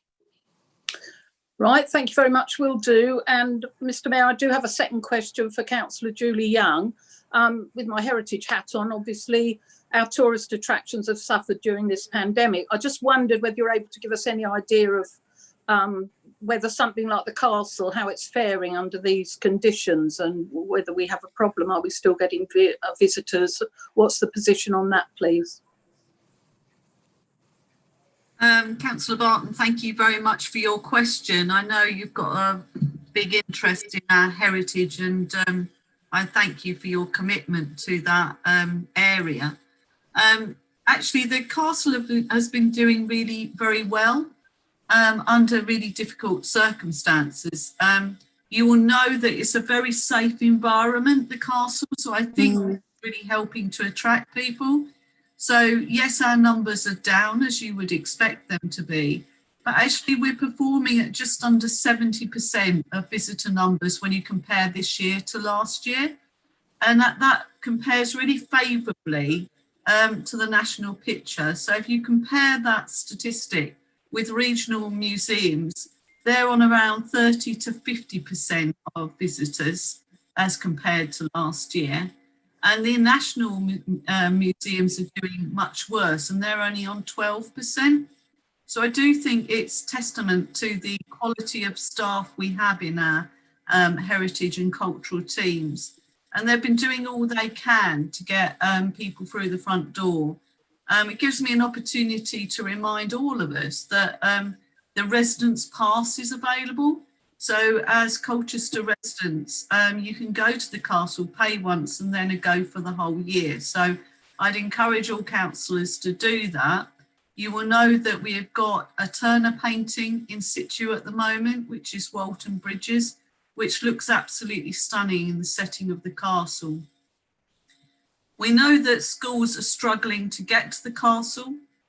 So we're doing all we can to get resources out to schools so they don't miss out on that really important learning. So we're sending packs out to schools, but if you can encourage your local schools to still come to the castle, because we're very keen to welcome children in through the front doors. We're doing tours as well. There's been a few tours with the school children, which helps. And we're doing, you know, a great programme doing the half-term holiday, which is a Where's Wally kind of activity. So I'm very grateful for the question, Councillor Barton. Thank you. Thank you very much for that promising response. That's really helpful. Thank you very much. Thank you, Mr. Mayor. Just to let you know, we've got 10 questions waiting to be asked. So if answers can be succinct, that would be very helpful. The next one to ask a question is Councillor Scott Butell. Oh, Councillor Scott Butell, please. Thank you. Unfortunately, or fortunately, I've got 3 questions. The first one is to Councillor Lilly. Yes. And I wondered if we could have an update on the CCTV upgrade in the town centre. How was this funded and what exactly are the upgrades, please? Councillor Lilly, a short answer, please. Well, actually, there is no short answer because there was 3 massive questions in there. But I think at the time of the night and for a proper detailed response, we'll give you a written one. We won't give you all the details of where the cameras are going to go because some of the new ones are going to be put in places that we don't want people to know, basically. But I'm happy to share that with councillors. Thank you very much, Councillor Lee. That's appreciated. Councillor Harris. Harris next. Thank you, Mr. Mayor. Thank you for allowing me to ask a question. My question to the leader of the council. As he knows, and lots of past mayors knows, I've been involved with Schools in Bloom for a while. And First Sight and Sally Shaw, now an MBE, has very much supported not only Schools in Bloom, but other organisations in the community. Would the leader find a way of formally thanking the newly MBE, Sally Shaw, and the other arts organisations for their work during the COVID and into the possible second phase, because they're doing, I think, a sterling job. If you could find a way of doing that, I'd be very grateful. Thank you, Councillor Harris. I think we do need to officially respect and honour and mark the fine contributions that the 3 main arts organisations have done, and Julie's already talked about the other NPO organisation, which is the Castle Museum Service. And I think that you're right, Councillor Harris. Sally Shaw, she's rightly deserved her MBE for some of the work she's done, and we should thank her officially. But also the Mercury as well, Steve Mannix, who runs the Mercury, and of course we all know Ant, who runs the Colchester Arts Centre. So I think that's a good point. I will do that. So I'll make sure that's something I'll do. Hopefully write up a letter tomorrow to thank them officially. I think it's a good point to do it at this stage and to ask them to carry on with their efforts into the second wave that we are now sadly facing. Thank you very much, Councillor Corey. Thank you, Leader. Do you have a supplementary with Councillor Harris? No, just thank you, Leader. Thank you very much. Okay. Councillor Hazel. Councillor Hazel next, please. Thank you, Mr. Mayor. I sent in a written question to Councillor Higgins asking for an update on the very comprehensive surveyor's report commissioned by Amphora in regard to the Udo Road tennis courts. So I'd like an update, please. All right, thank you very much, Councillor Hazel, for sending me the question in advance. I did write to the MP back on the 23rd of September, so I'm surprised he didn't forward you what I'd sent him as well. So with the current impacts of COVID-19, the Council's budget has been significantly impacted, and we have to make tough choices to make about the best continuing use of public expenditure. So all options should and have been considered to some extent. We know that the current site will require some investment to future-proof it, and we need to know the extent of this for future financial planning and to assess whether it's good value for public expenditure. In the challenging times, there may not be available funding immediately, or we may have to make decisions if it could be invested more effectively in other ways. No decision has been made. No substantial surveyor's report has been sent back to me yet, and the council's not committed itself to any specific option. As I said to the MP, the 3 ward councillors have put forward correspondence on this issue, and they'll be updated when more detailed work has taken place and is reported back.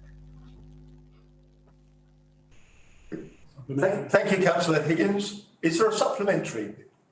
No, thank you very much, Councillor Higgins. I appreciate that update. I don't have a supplementary, but I would just like, if I may, to congratulate Councillor Julie Young on the efforts that she is making in regard to getting people into the castle. Good press coverage in the newspaper today, in the Gazette, and just well done. Thank you, Mr. Mayor. Yeah, thank you. Councillor Scott Boutel for another question.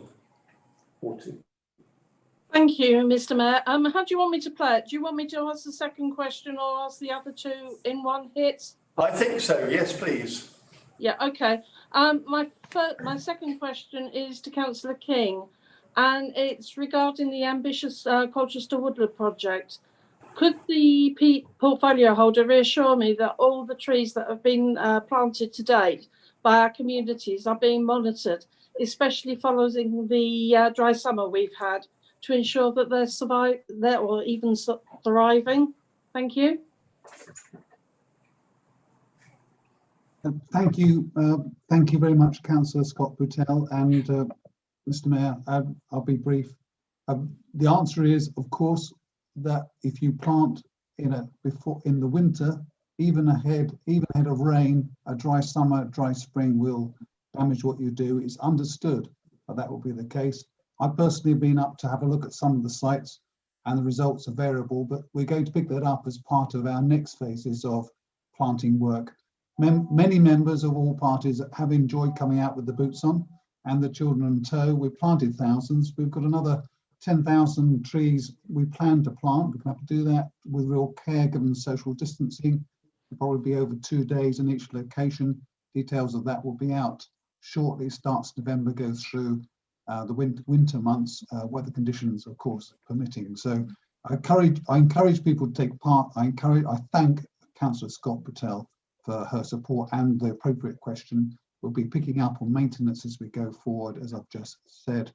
And there's a lot to support, including the naturalisation, the wilding, and the wider parts of what is now the Woodland and Biodiversity Project. This is something we can all get behind. I thank you for the question. Thank you very much, Councillor King. I have no supplementary on that, but I would just like to flag it up that I'm not quite sure what's happening with the Zoom meeting, but I'm unable to see faces as individuals, and I've got a lovely, doesn't matter who's talking, all I can see is a grand jury room, which is very nice, and very nice to see. Hello, Tim. Hello. Yeah, it's lovely to see you all, but it would be useful if I could see the faces of the people that are speaking. And I'll just quickly plough on with my third question. And as a board member of Colchester Borough Homes, I feel it would be really beneficial for the portfolio holder, Councillor Fox, to update Council on the progress of the 100 Homes project, please. Councillor Fox. Thank you very much, Mayor. Thank you very much for the question, Leslie.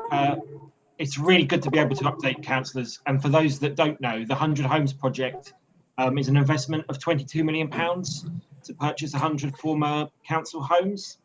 And it's part of a programme that's a total of over £50 million to invest in acquiring new homes, and brings that total number to 280 new homes.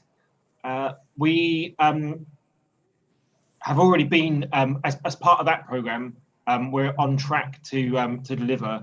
And of the 100 homes, we've already located 10 properties. What's really important about the 100 Homes project, and I really thank the work that Colchester Borough Homes are doing on this, is that we're bringing all those properties up to an average of a Band B energy rating. And that's the highest that those homes can deliver on the funds that are available. But this also contributes to part of our wider ambitions around house building, and we're now building underway at Crefeld Road. We've got sites coming up at the Military Road site in Newtown and in Greensted, and we've also begun building in Oldham as well. And I think that also demonstrates our commitment to delivering new affordable homes across the borough, both in urban and rural locations.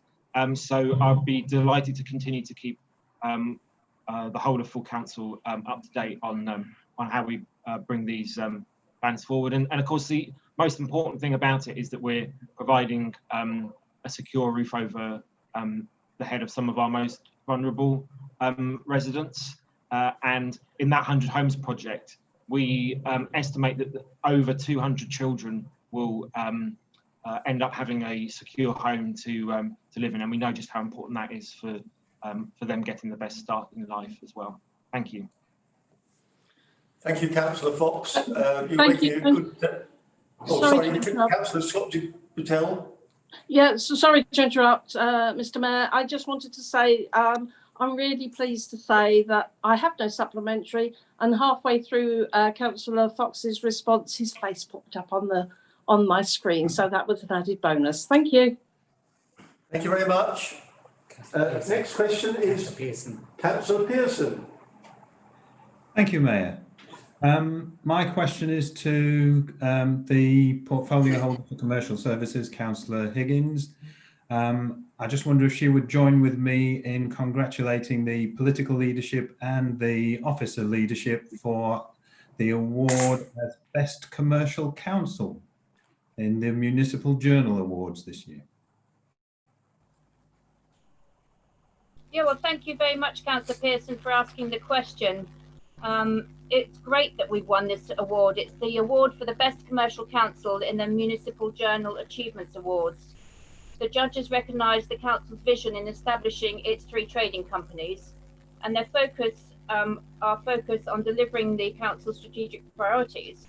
But the judges particularly singled out CCHL's achievements to date, which include the delivery of a nationally significant carbon-cutting district heat network at Northern Gateway, the £95 million borough-wide house building programme, which combines private housing with 30% owned homes or for affordable rent, the delivery of the Northern Gateway Sports Park, which we know has been slightly delayed because of COVID, and the deployment of the ultra-fast gigabit broadband to new homes and businesses across Colchester.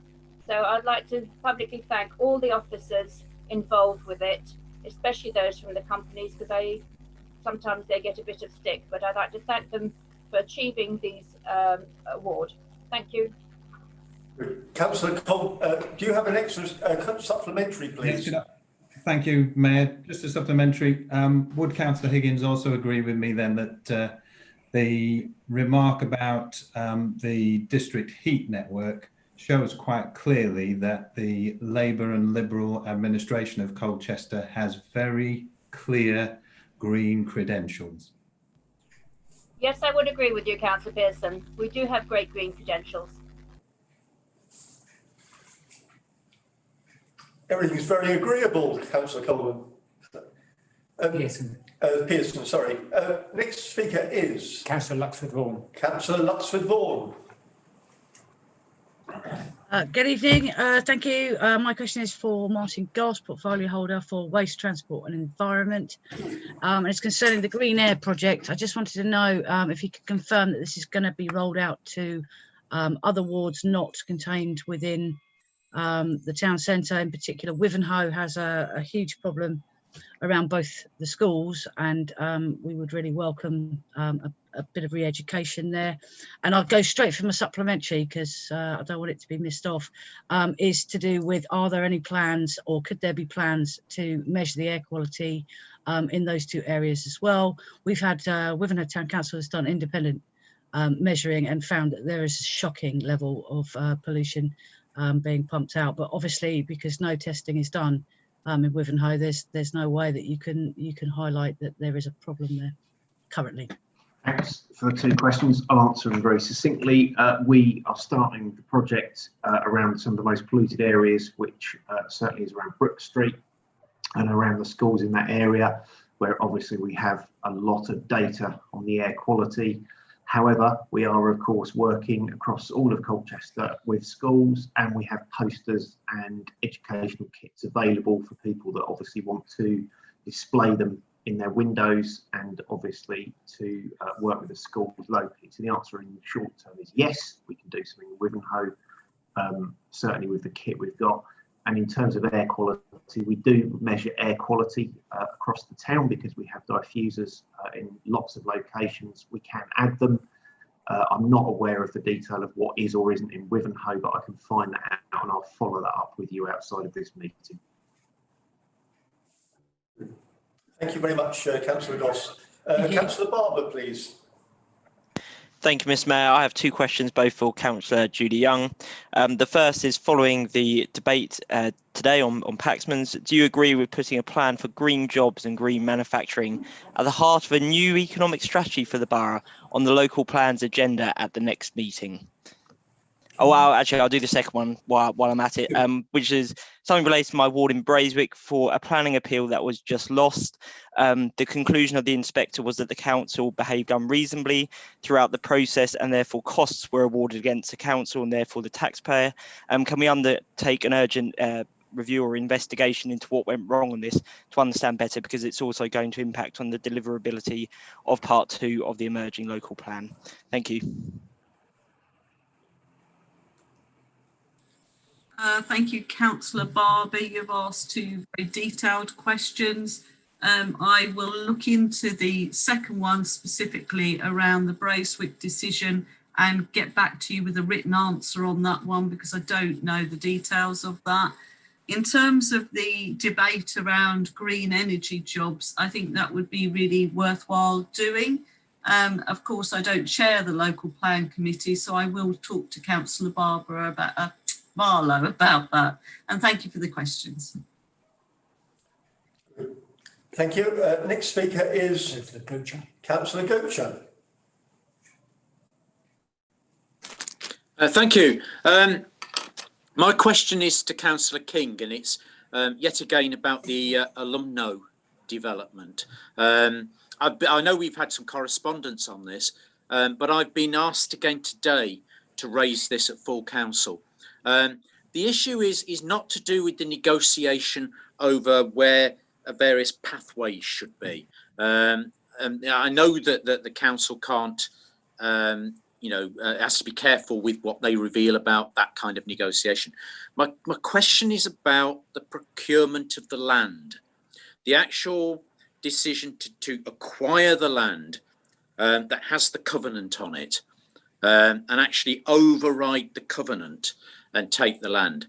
And again, what I'd like to know is why I, as a ward councillor, can't see the objections to the acquirement of the land. It's nothing to do with the negotiations about where the path should go.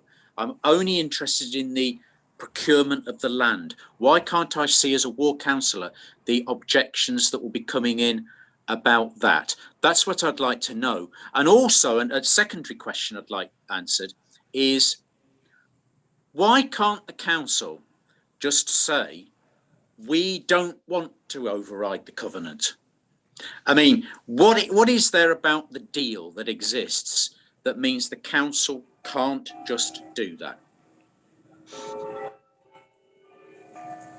I love the clocks in the background. It makes me feel at home. As it's well understood in full council, it's my clock that usually goes off at the most inopportune moment. Two good points, and I'll come back to you. I'll think about whether I need to say more than I'm going to say now, but let me, it interests many, so let me just try. I've given you, as you've acknowledged, the best I can in the way that you phrased the questions to me before, which was really about openness of process. And I'll make the point then, I think it's relevant to this answer, which is absolutely, as a council, we've got a statutory duty about freedom of information. And of course, we've got a duty to all the members. I see myself as no different, other than my role, to give you the best that we can. So that's where we should start, and that's where we should end all of this.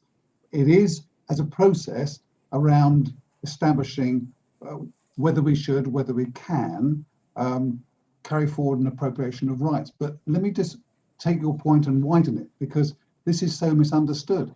This is not about procurement of the land. We have an understanding, a contractual understanding, which is with alumni, which we will follow through on. That's our obligation to them. That's the nature of these things. subject to, and it's been secured, planning permission, subject to various obligations on the parties.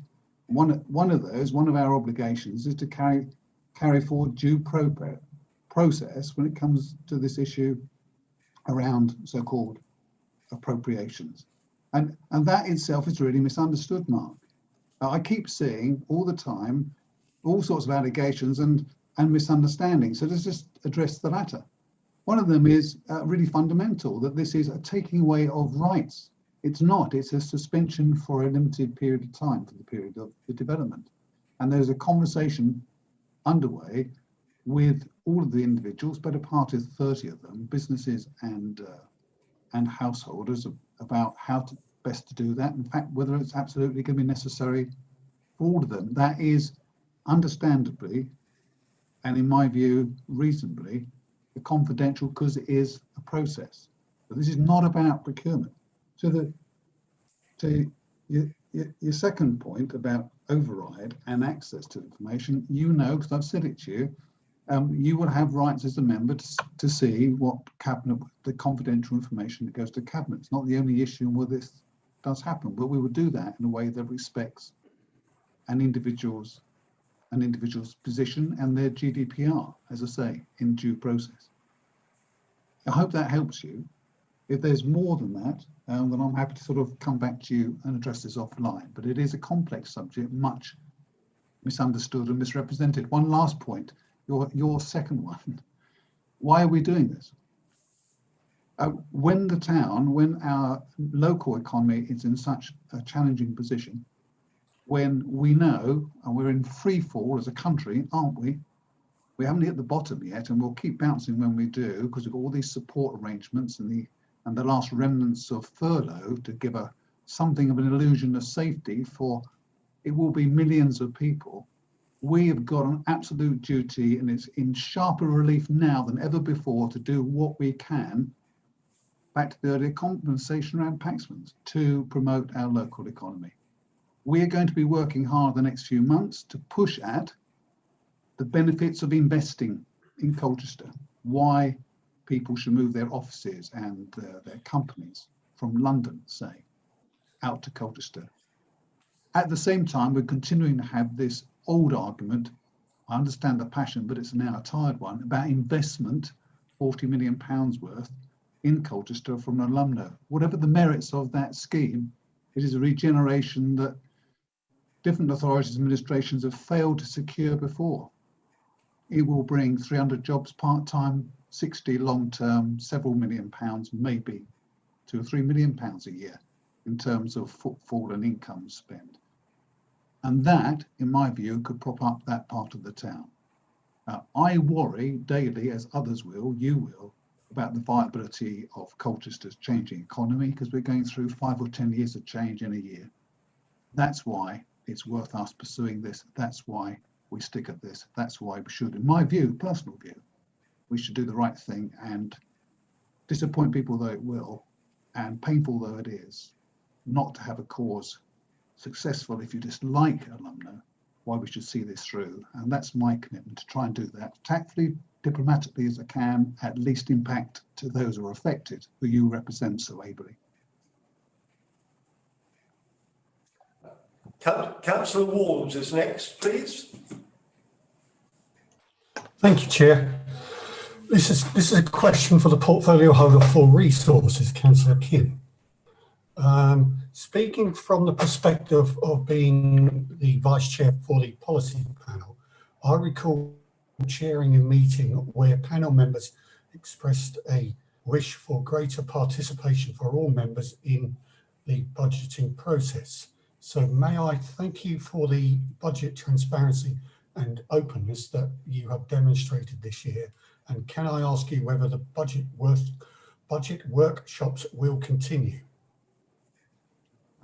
Thank you very much, Martin. That's good of you both to remind me of our good conversations before, but also absolutely that was the recommendation, and it's been the right thing to do this year in particular. It's the right thing to do in principle each and every year, but as a minority administration, and I am aware of this, it's even more important that we build consensus as much as we can across the council. I've always welcomed that, and I think that's helped when we had some sticky moments of understanding or misunderstanding. So thank you for the point. We've had 3 workshops. Not every member would have got to them. Some were brave enough to go to each one. I thank them for that.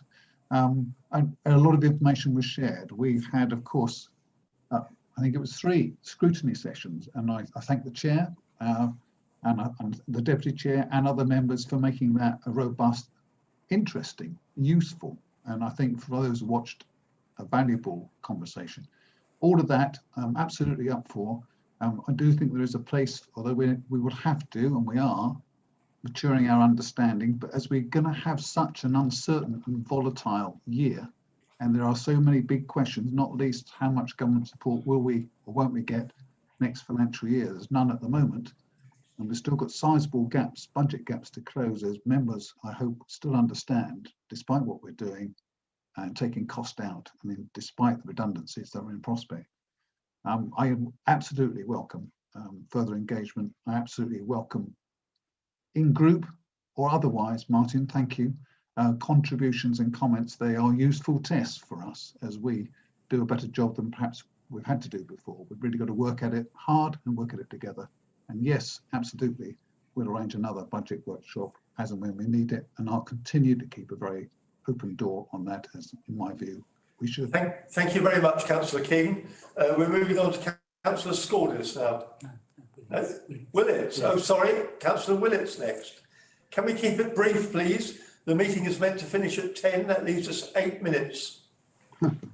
Certainly will do, Mr. Mayor. My question is to the portfolio holder for waste, environment and transportation. And it's this: residents find it particularly annoying when they see their food container, or perhaps any of the waste recycling containers, missed early in the day by the collection team, yet cannot actually report it until 5:30 in the evening or after. Knowing therefore that nothing will be done about the missed collection that day, they see that particularly slovenly. Will the portfolio holder consider changing the system for reporting waste collections so that it operates in as near real time as possible? Thank you. Thanks for your question. I'll respond with a written response to you. Very good. Thank you, Councillor Goss. Next question there is Councillor Bentley. Oh, Councillor Bentley, short and sweet. Mr. Mayor, I should be very short, and I just crave the indulgence of Councillor Lilly, if he doesn't mind, because I'd like to return to Brad Bean. I know he's said to Councillor Moore he'll write with that, but my question really is also because I'm chair of scrutiny, and it's mentioned in reference in page 35, so I think I'm duty bound to ask. Councillor Lilly, has a rewritten response gone off as we requested, and if so, what's in it, please? Yes, it has gone off, and I'm sort of checking through my emails because I thought that we sent it to all the councillors as well when we sent it through to the Bradwell people. But I'll make sure that that report is forwarded to all councillors again. And if we haven't sent it, then I do apologise for that, Kevin. But it's a proper response, and bang, we're very happy with it. No, that's, if I may, Mr. Mayor, thank you very much. That's very clear. And I just wondered whether you could send me a copy, not just as a memo, but as the chair of scrutiny, so we can put it into our files. Thank you. Absolutely will do. Is there a supplementary, Councillor Bentley? That was it. Thank you, Mr. Mayor.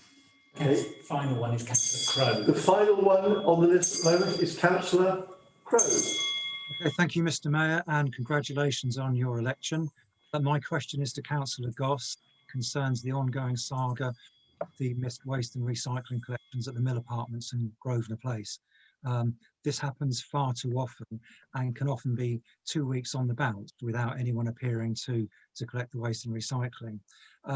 I should remind Councillor Goss that people who live in flats don't have space to store rubbish. They're not allowed to store it on their balconies or in the corridors of their building. And worse still, they don't have kitchen waste caddies. So they need to get smelly waste out of their, smelly food waste out of their homes. So they cram it on top of the bins. And when they're overflowing, they have no choice but to leave it on the ground around them, where cats, rats and urban foxes make a mess of them. Every Thursday, the building manager at the Mill Apartments drags the Eurobins out of the bin store, hoping they'll be emptied on Friday morning. All too often that doesn't happen. And then on Saturday morning, I get angry messages from him wanting to know why they've been missed again. I lived in Grosvenor Place myself until 3 years ago, so I've experienced this problem firsthand. And yet now I live right next door to the Siege House, the other side of a wall. My waste gets taken without fail every Tuesday. Myself and the building manager at the Mill Apartments have both asked for an explanation before. Excuse me, Councillor Crowe. Excuse me, Councillor Crowe. We need a question. My question is, can I please have an explanation for this? Thank you. Thank you. You'll get a written response. And could I also have a guarantee that this will stop? This will be dealt with, and these missed collections will stop. Thank you for your question. You'll get a written response. Okay, there are no further questions. So we're now moving on to item 14, the schedule of portfolio holder decisions. I invite you to note those. Are there any dissenting voices? Noted. No, okay, they are noted, thank you. Any urgent items? No, Mr. Mayor. Good. As we've got 3 minutes before 10 o'clock, I've got a couple of announcements. Sadly, because of the COVID restrictions and the tier 2 limits, there will be no parade on Remembrance Sunday. So we will be having a short private service at the garrison with the army, and that will be on YouTube, I think. As far as the Oyster Feast, which is cancelled, that would normally be next week, 3rd week of October. You'll be pleased to know oysters are still available in Mersey. And there will be on the CBC website a celebration of the oyster in Colchester's history. I wish you all well, and I look forward to meeting you again in December at the next full council meeting. Good night. Good night. Thank you, Mr. Mayor. Good night, Mr. Mayor. Good night. Good night, Mr. Mayor. Everyone. Night. Night. Bye.